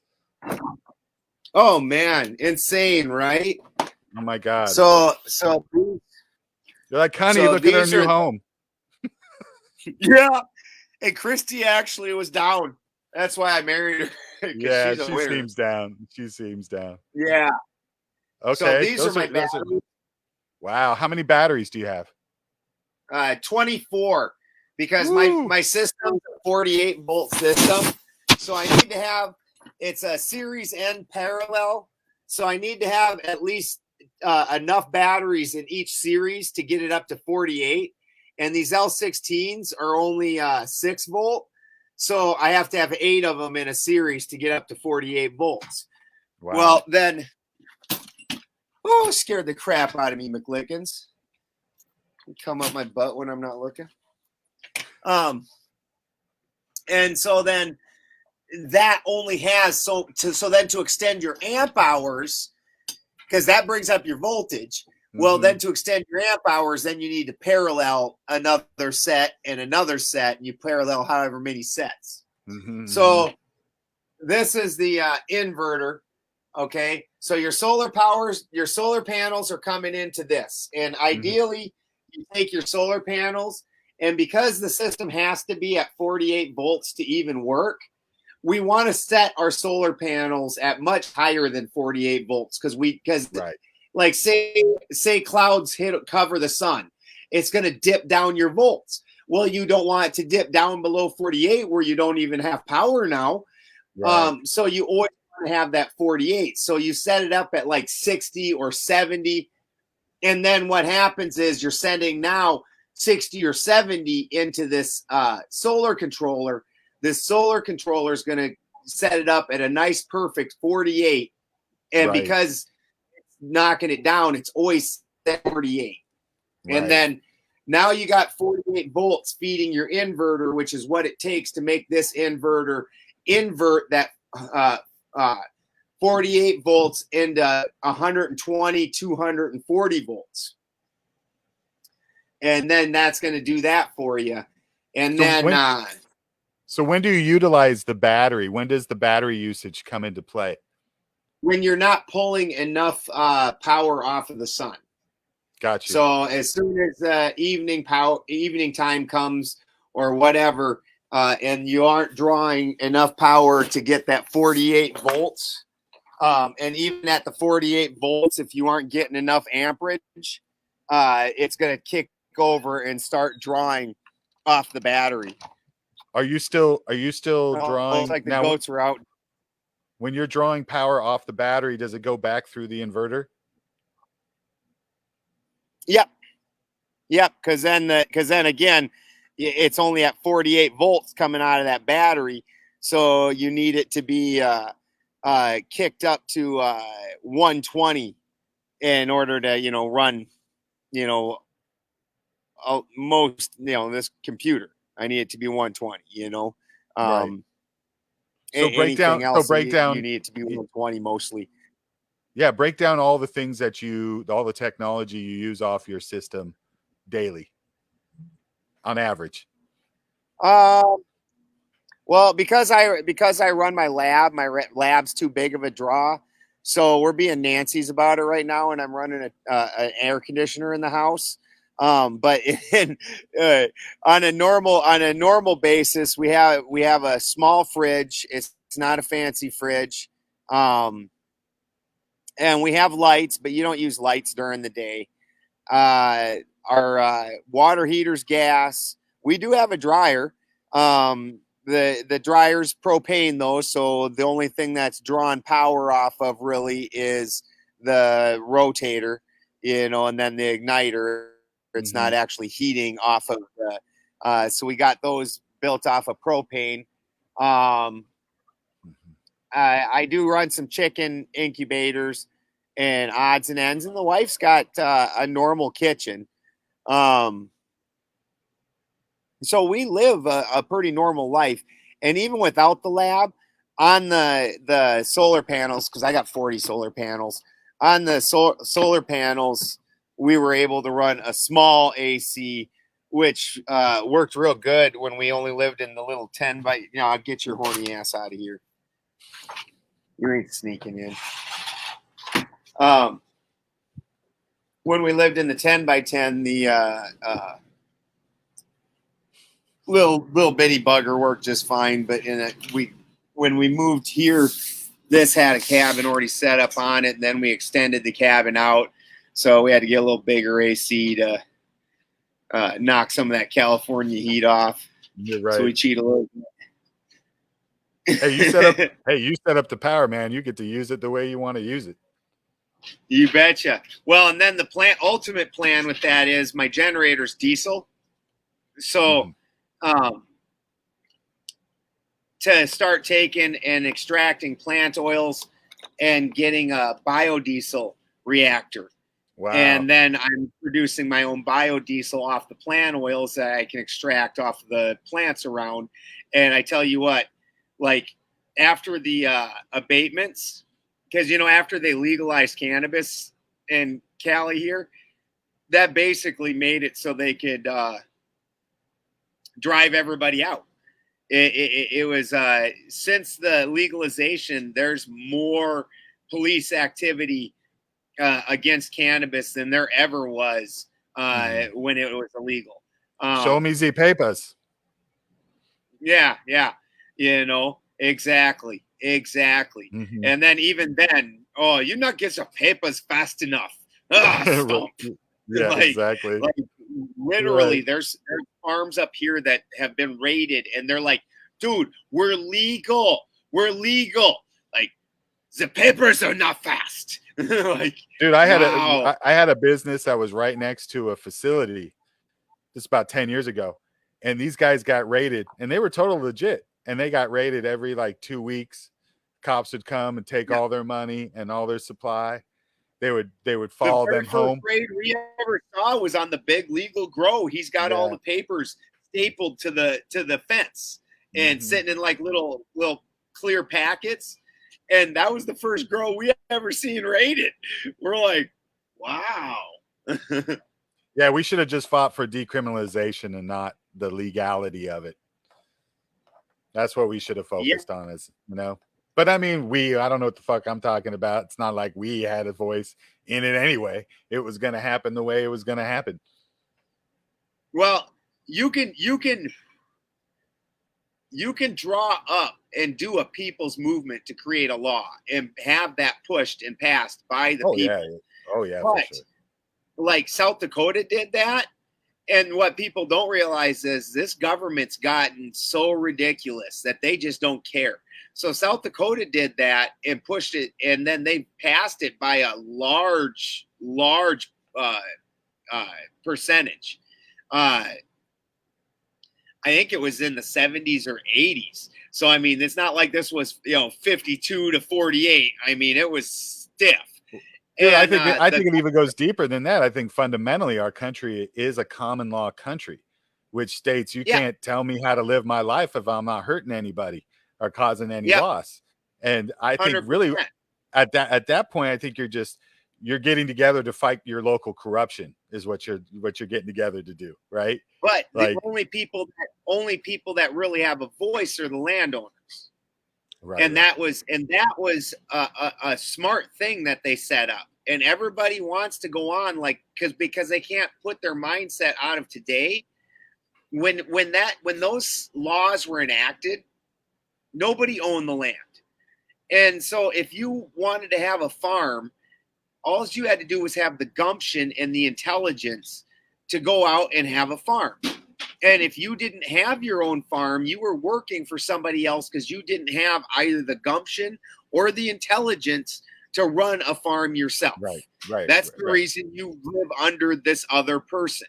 And so the only people so there is still a basic set of laws, like you said, that are set up for homesteader landowners. Oh yeah, I think it comes down to the word property, right? Which translates to your body, it translates to your wife and your children, and everything that is in your life is your property.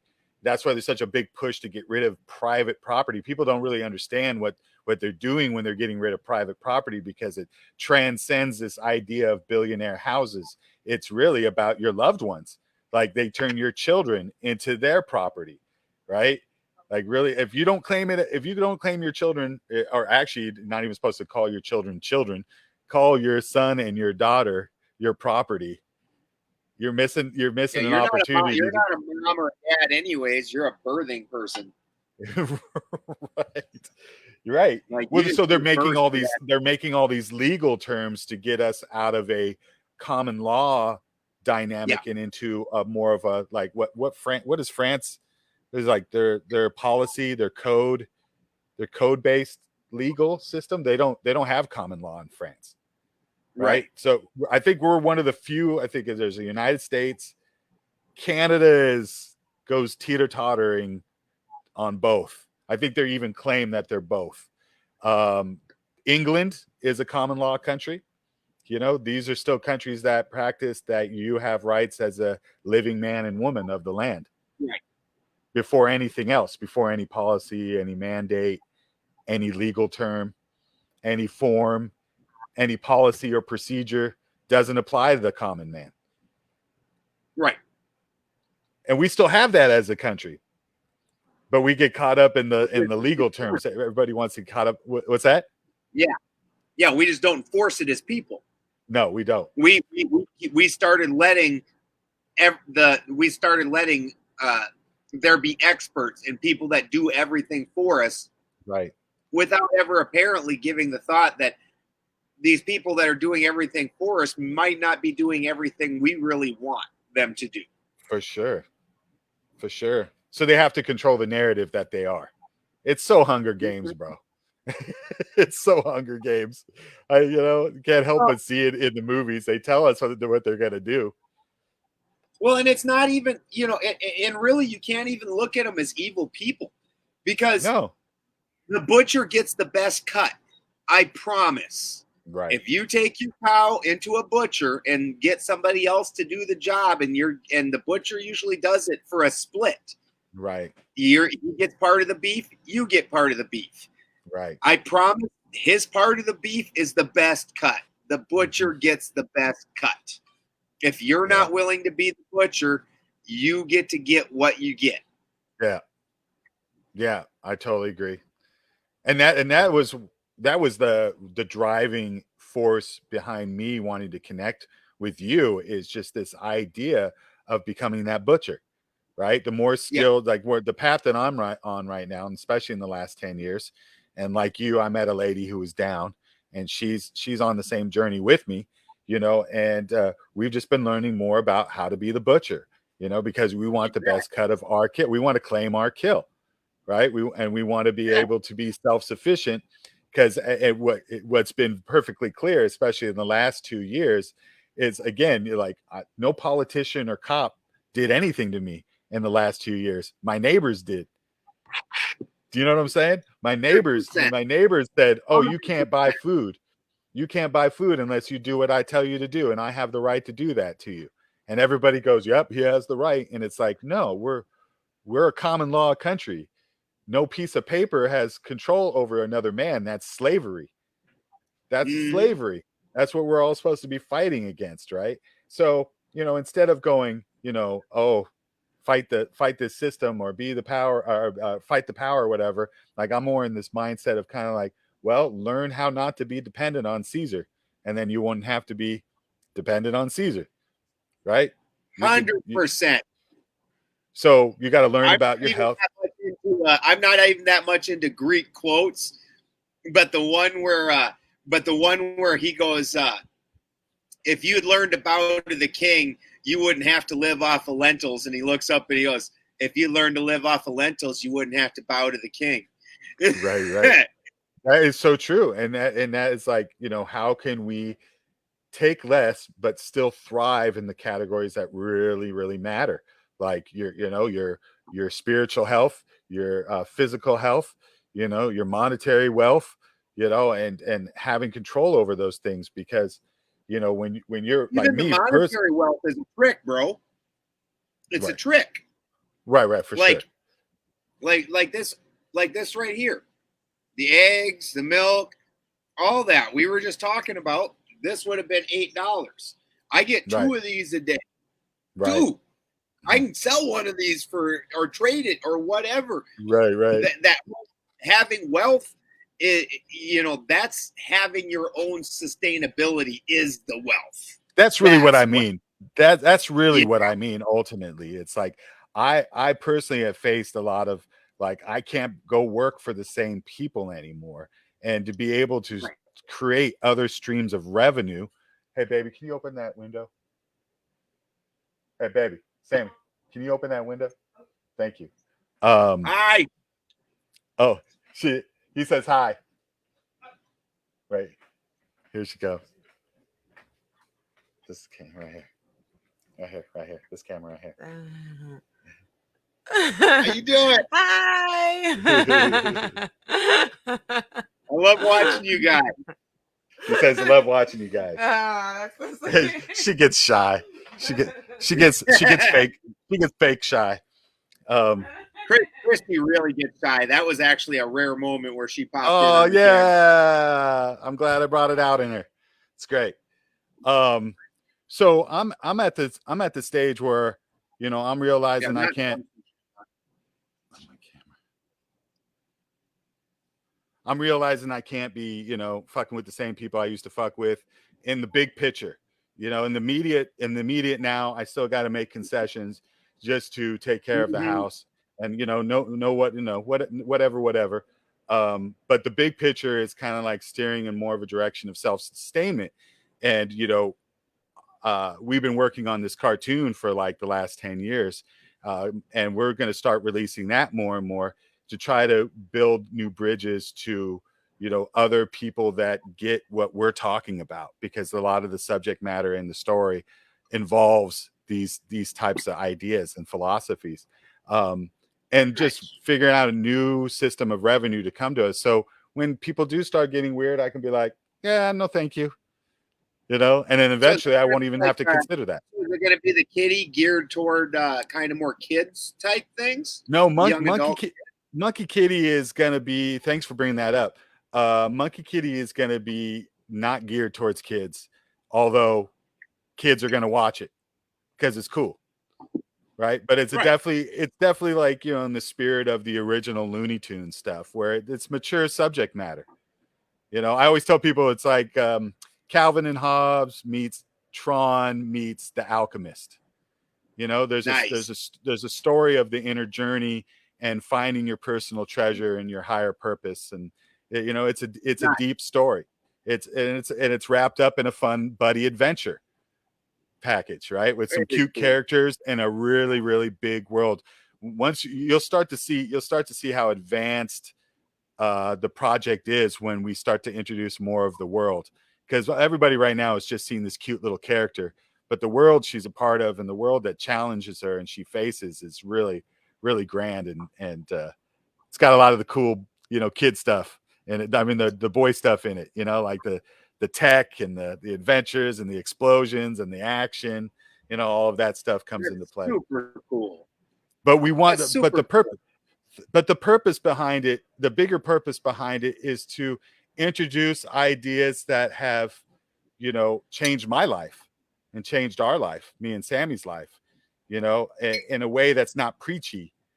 Because understanding the nature of Hollywood and what Hollywood has done through story and through narrative and through play, you know, we have the opportunity to do the opposite and be a part of, you know, I'm not a good dude that's like, I'm going to change the world. You know, I'm mostly focused on changing myself. And I think that's what this story is ultimately about. It's about how to face that journey you need to face in order to really become better as an individual. You won't be worrying about saving the world if you're working on yourself, if you're doing the Yeah. work, if you're building your, you know, a homestead, if you're, you know, taking care of your farm animals so you can eat every day. You're not really thinking about changing the world. And in fact, you are changing the world though, because you're not contributing Mhm. to this nonsense that plagues the world. And I don't think there's ever going to be a utopia. I don't ever think that there's going to be a time when everybody's like, yeah, we all get it. I think a big part of this life is meeting these challenges that are before us, and some of us learn lessons from them and expand and adapt and become better, and some of us just get sucked down that darkness even further. And that's our journey, right? That's our journey on this realm, in this realm, and we either rise to it or we fall to it. And that so to me, what the big intention, and Sammy feels similar, I don't want to speak on her behalf, you know, but we obviously, you know, we obviously have same goals, similar goals, and same philosophies, is that we feel like there's a higher purpose than just making a cool cartoon, right? There's ideas that we want to like plant into people's heads, so you walk away from it having a conversation instead of just going, oh, I watched this cool cartoon and it slapped and blap and bloop and blimp, you know, and at the end, you know, I don't even remember what I watched. You know, it's like, you know, Well, I want something that really kind of like stays with people. I really appreciate that people in the entertainment industry are starting to put together things like Alex Michael, like what you're doing, I don't know because Alex's stuff. I'll have to look at that. uh, conspiracy music guru. Uh-huh. Go ahead. He's the conspiracy music guru. Um, because if you look, um, so much of what has been sci-fi or fantasy in 30 years ago exists today, and including so much religious stuff. And they're literally writing this world. They're getting us to just like with Hollywood, what we were talking about earlier. They're making that reality, and they're getting you to.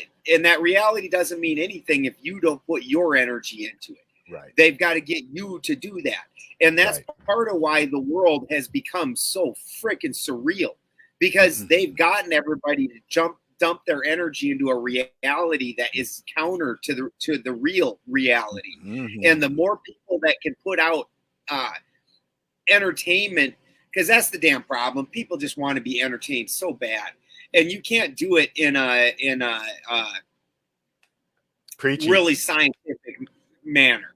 Even if you're not preaching, you're just being scientific about it. Right. Some of my favorite shows that I do that are like my Matt Powers interview from a few weeks ago. That's probably one of the, numbers wise, not one of the better interviews for like the last month.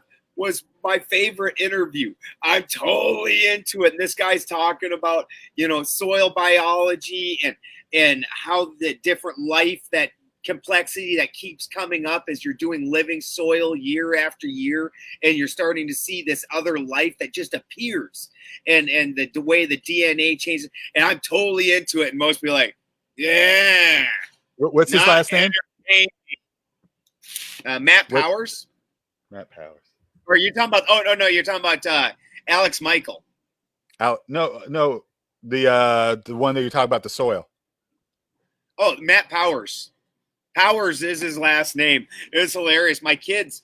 So I originally found him when I was looking for. I was homeschooling my kids, and I found what they were teaching the kids in school to be intolerable. And then the things that they were trying to implant in my kids. I've got some older kids that didn't get homeschooled, and it was a fight even back then with the school constantly. The things that they would do to these kids, like my son got in trouble a number of times for defending himself. And I'm like, if you expect me to be down for this, we're going for an ice cream afterwards. I don't know what you think is going on here, but if you expect me to jump in on the shit on my kid because he just stood up for himself, you're nuts. That didn't happen in my world. I'm not teaching my kid to neuter himself. Right. And there was a bunch of things like that went on, and it was too hard. And then my younger kids, I just, the more I developed into this type of community, into the self-sufficiency, into the more of digging out the truth of the world, the less tolerant I became of that nonsense. And I pulled my kids out. And with homeschooling, one of the big things is not necessarily, and this is one of the things a lot of people don't realize, is you don't have to teach your kids what they were going to be taught in school. Now, that doesn't mean don't teach them anything or teach them dumb things, but you don't have to teach them what the school was gonna. So, I went and I picked things like the permaculture student 1 and 2 and the advanced permaculture student, which were all Matt Powers' first courses. And I taught my kids permaculture, and I taught them biology. They had some different ones. Some of the things that school has are not necessarily not useful. Well, it depends on what version of biology you're teaching, Yeah, exactly. So, and then even at that, the information's just not even there, is what's funny. So now that Matt's so advanced and he's into microscope biology, the information that they're finding is they have these things. One of the things they're talking about right now is thermophiles. And if the conditions are right in the soil biology, this creature will just pop and with a little flash just appear and do its little job and then disappear. And there's not a carcass. That thing, if you were not recording it, that thing never existed. It just appeared and did its job and left. And it's gone now. I came across this doctor, I think it was through Tom Cohen, who studies the blood and talks about how the blood releases like these sparks of light that Yeah, transmutate into different microorganisms. And throughout the life, they take upon the shape of every microorganism that's in our body, and they play a different role. They serve a different purpose at every stage until they come yeah, back and return to the blood. Have you heard yeah, about this? yeah, This is yeah. fascinating. This is very fascinating to me, and how the blood and And the he's water and recording the this lymph. with microscopes now. Yeah, and they're Recording. taking pictures. They're taking pictures of this shit, right? Of the blood Yeah, and the water that actually gives visual representations of things that are wrong with your body. Like this, they take snapshots and they'll look at something that looks like a hand, and you'll find out that there's problems with the person's hand, and it's yeah, being recorded in the blood and the water. Crazy. yeah. Like information is all about the fluid, right? All Well, the information stored. and also the bacteria biome that you Right, have in your cell. So right. just like with the soy, and the problem is too many people have destroyed that. So the Mhm. communication system doesn't work anymore. Right, And we've done that to the land too. In the land, it was a fungal and bacterial communication system in the soil right, that connected the entire country. And right. now they've whittled that down to where the Pacific Northwest has that system, and it's broken from everywhere else where you could till. You know, if Mhm. they could dig, till, break up that system, they did it. And Mhm, they've mhm. done it in your body too, where that entire communication system that was super vibrant, which is the biome he talks about when you're building it up and creating a living soil and doing it for year after year, how much more vibrant and more different life starts coming into it. Oh, bro, we start living like that again and start actually working toward actually building up that vibrant life in our food and in ourselves. Yeah, I started to really understand why old peoples would farm nude and do blood, like they would put blood on the garden, or the, on the food. Get You that know, soil connected to you. they Let would they that would put the plant grow seeds, what you need. right, and they put the seeds in their mouth and they spit it out, right? Code and code gives you a custom food, Piss it. right? You piss in your garden. Right. Makes perfect You sense. And we demonized all these things, right? And put titles uh-huh. on them. We put titles on them like Which, heathen. which honestly, which honestly had say your biome is completely different than mine, but you eat the food out of mine, which is fairly specialized to me. Right. Because I've been doing those things, it might not react well in your system. But you would have normally have your own food also. Before what it was But at you can 1920. exchange, right? It's like it's communal, right? It's like you're exchanging DNA and you're becoming each other, and Yes, understanding each other too. I think, yes. man, you're touching upon like, okay, now we're putting food in fucking boxes that were created by seeds made in a lab, right? Like no, Everything sterile, very no, sterile. everything's about sterility. Everything is killing life, antibacterial, everything. It just makes it. No wonder we're so retarded. Yes, We're yeah. so We built the disconnected from the source. communication system. Yeah, Yes, completely disconnected from the source in every sense of the word, yeah. which is zombies, right? Everything And most by people put into them is very dead. It's Mhm. dead. They've literally on purpose, and then they've told you that that life that was in there is a problem. Like even things like E. Right, coli. right, E. coli exists in everything. All right, animal feces has E. coli in it. The only right, time it ever became a problem is when we started commercially farming, where we have these giant fields of uh, cows that are stacked so tight that the cow can't even move, and they have food on one side and shit on the other side all around them, and right, it's in a giant pile. Well, right. now, yes, anytime you pack animals together like that, including humans, Humans, yeah. weird diseases crop up and the animals act weird. Yeah, for sure. Well, the food also is a delivery system for other influences too, right? Yeah. So you're kind of you're at you're just a puppet at that state. You're just kind of empty and vacant. Yeah. Yeah, I always Just said like there's a reason why zombies are so popular in the social spheres, man. Like they're relatable. you know, I, 100%. people can relate to a zombie, or a vampire. Those are the two things that people relate to the most. Yeah, Mm-hmm. Mm-hmm. Bunch of mindless people walking around and a bunch of parasites that suck off of said totally. mindless people. Yeah, and innocent people, right? Like the innocence. Yeah. It's the innocent. It makes me think that if we were eating real food, whatever it was, if it was a real fruit, if it was a real piece of meat, from unprocessed, untouched, just naturally grown, like how much of it would we really need to eat? Oh yeah, yeah. Not near. You're getting so much more nutrient density. Part of the problem though is that we've got to rebuild that nutrient density in order to get it.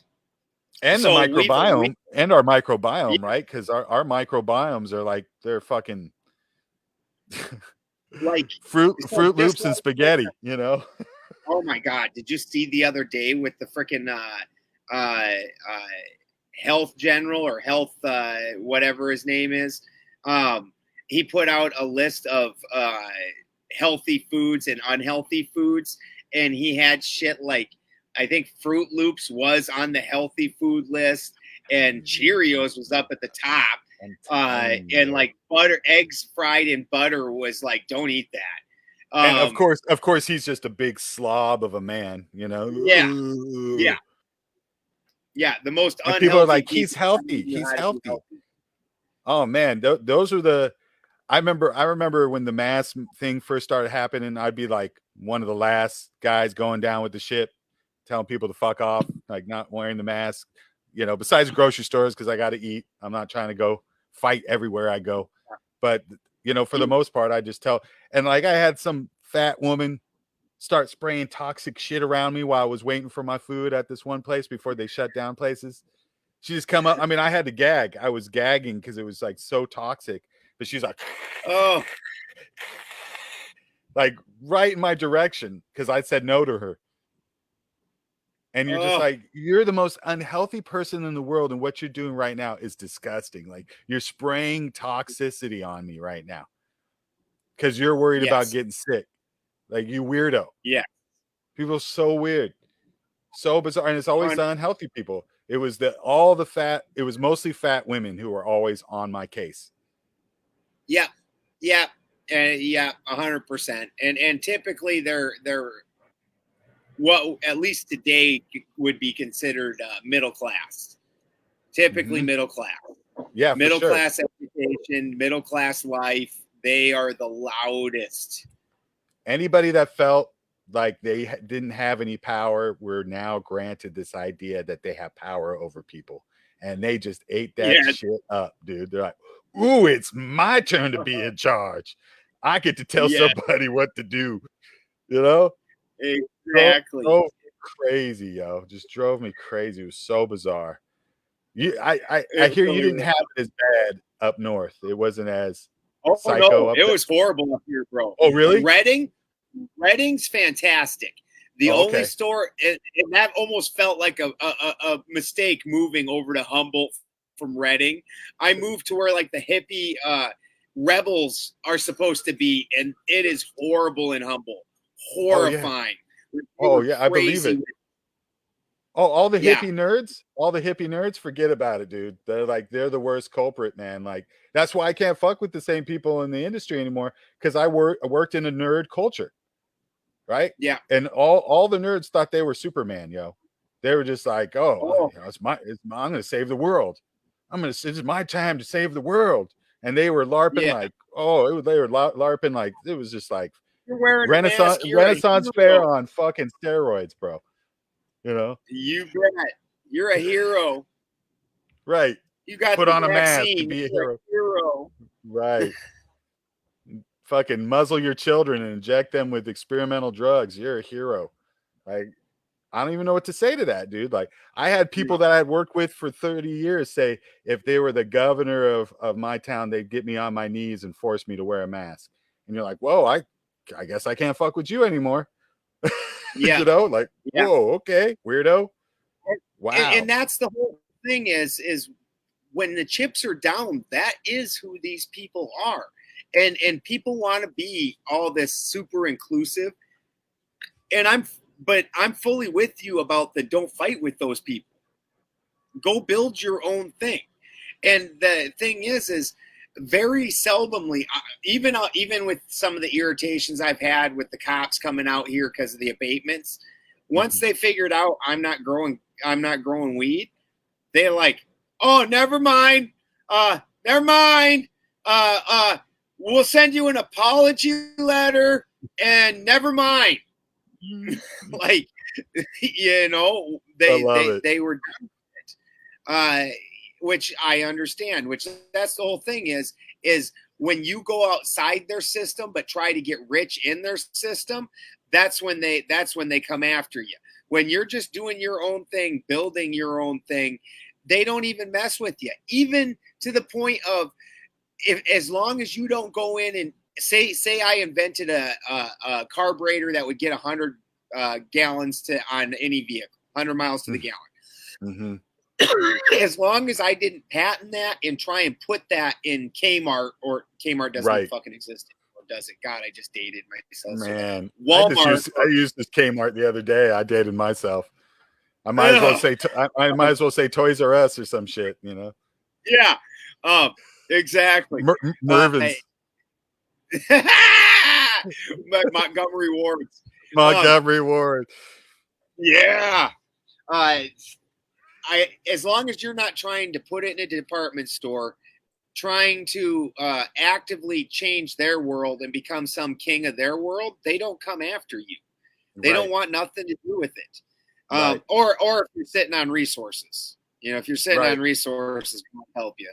Yeah. Yeah. I hear stories about, you know, kids that weren't documented. They never got birth certificates.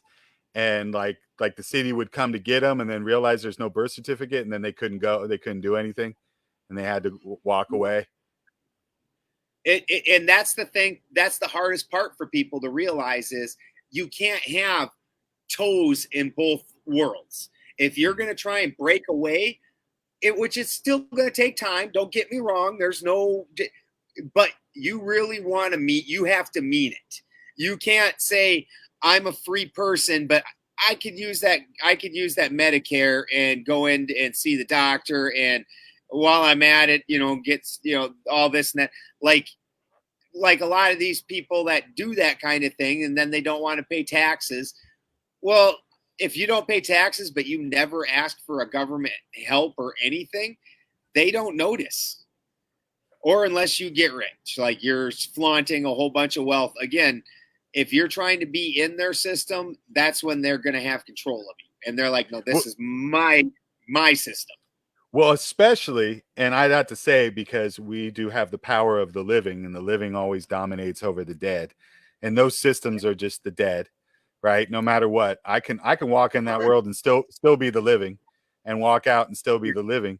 If more of us understood that we do live in this common law country, and there is this idea that we can utilize whatever we want to utilize and still be untrespassed. Like you don't, the government can't trespass over the living unless we consent it over it. But I think the problem that people run into when they take from the system is that they become so dependent on the system that they don't realize that system doesn't own them, and they get intimidated really easy because they like the convenience. I think the convenience corrupts them more than the system has control over them. You know what I'm saying? Because the system can come back and go, oh, remember those benefits I gave you when times were tough, that, you know, we fucked you over and we needed to give you some money so you can live. Well, we're going to come collecting on that. It's like, no, sorry, you don't bind me. I'm not a slave, right? You can't enslave me over something that is dead, over a piece of paper, over something that, you know, has nothing to do with I didn't take from anybody. You know, the U.S. government isn't anybody. The IRS isn't anybody, right? You know, all these agencies aren't anybody. You know, they can't file a claim on you because they're dead entities, right? Right. They can only intimidate you through taking away your conveniences and stuff like that. And if you're dependent on that, which like, hey, I don't, if times are tough, people are going to take what they can get when they can get it. Doesn't mean that they We own all it, the gotta eat. government. Yeah, it doesn't mean they own the All gotta government eat. shit.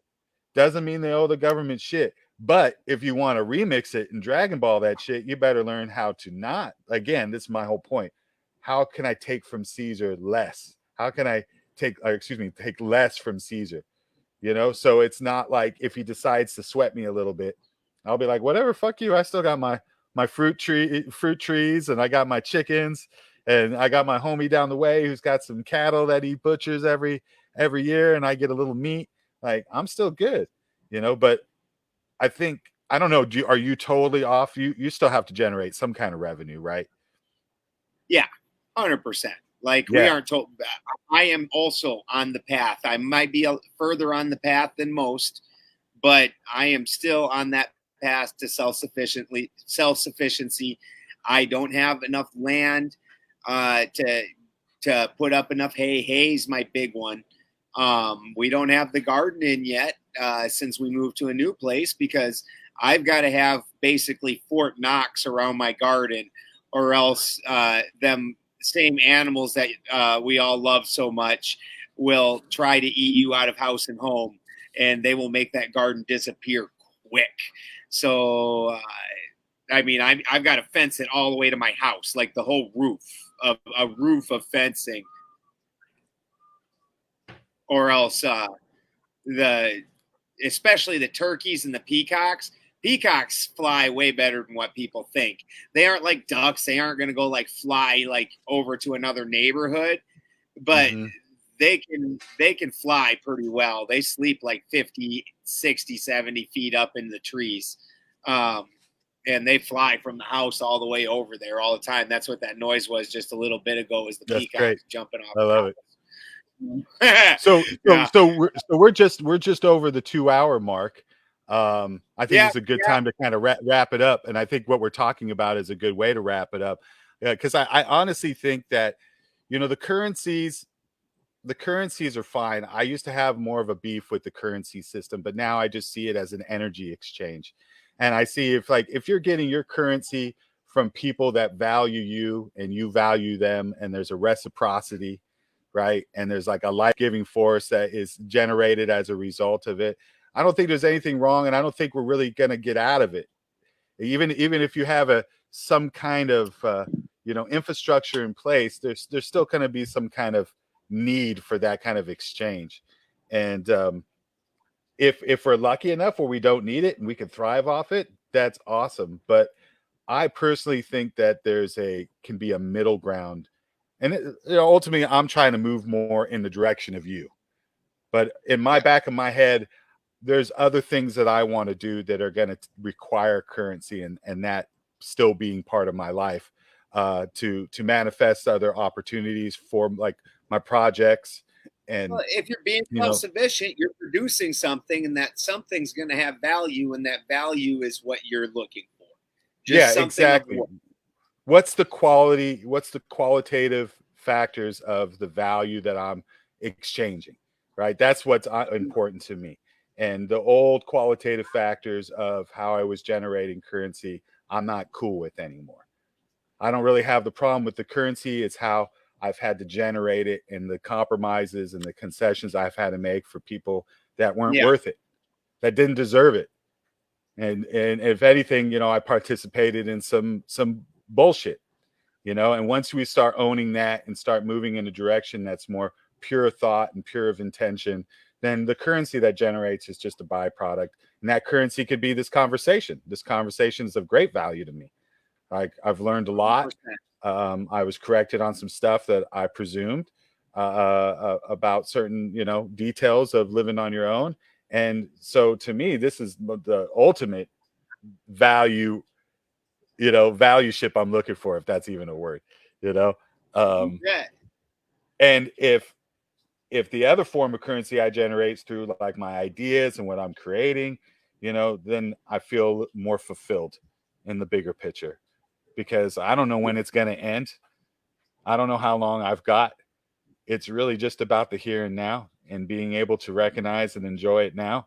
And that is the ultimate currency, is to be present. You bet. Right. Yes. So Live in with the that, moment. I really appreciate you being in the moment with me at this stage. I've been wanting to connect with you for a long time. It's really neat. I feel like Thanks for we used to, having me. yeah, I feel like we used to build forts in the trees when we were young kids, you know? Yes. And I hope to have more conversation. I really hope to come up and visit both you and Christy in your homestead and seeing how you're doing and connecting We'd in the love to have physical. you. That'd be We'd awesome. love to have you. That'd Yeah, be a lot come of on fun. up. Yeah, man, that'd Just be a not lot of fun. just not the end of October, beginning of November, because we'll be gone. Gotcha. Copy that. Yeah, I've been Oktoberfest. planning. I've been planning a long trip, so it's coming sooner or later. I don't think it's going to happen anytime in October or November, but yeah, man, for sure. It's awesome. Thanks Fantastic. again. Thanks Thanks for for your having me, time. I bro. appreciate your time, man. And I can't wait to connect again and learn more, because I know you just got a ton of information to share with people, and it's very valuable in Definitely. people's journey. So Thank you. thanks again, brother. Yeah. Yep. Have a Have a great good have a one. great evening. All right, peace.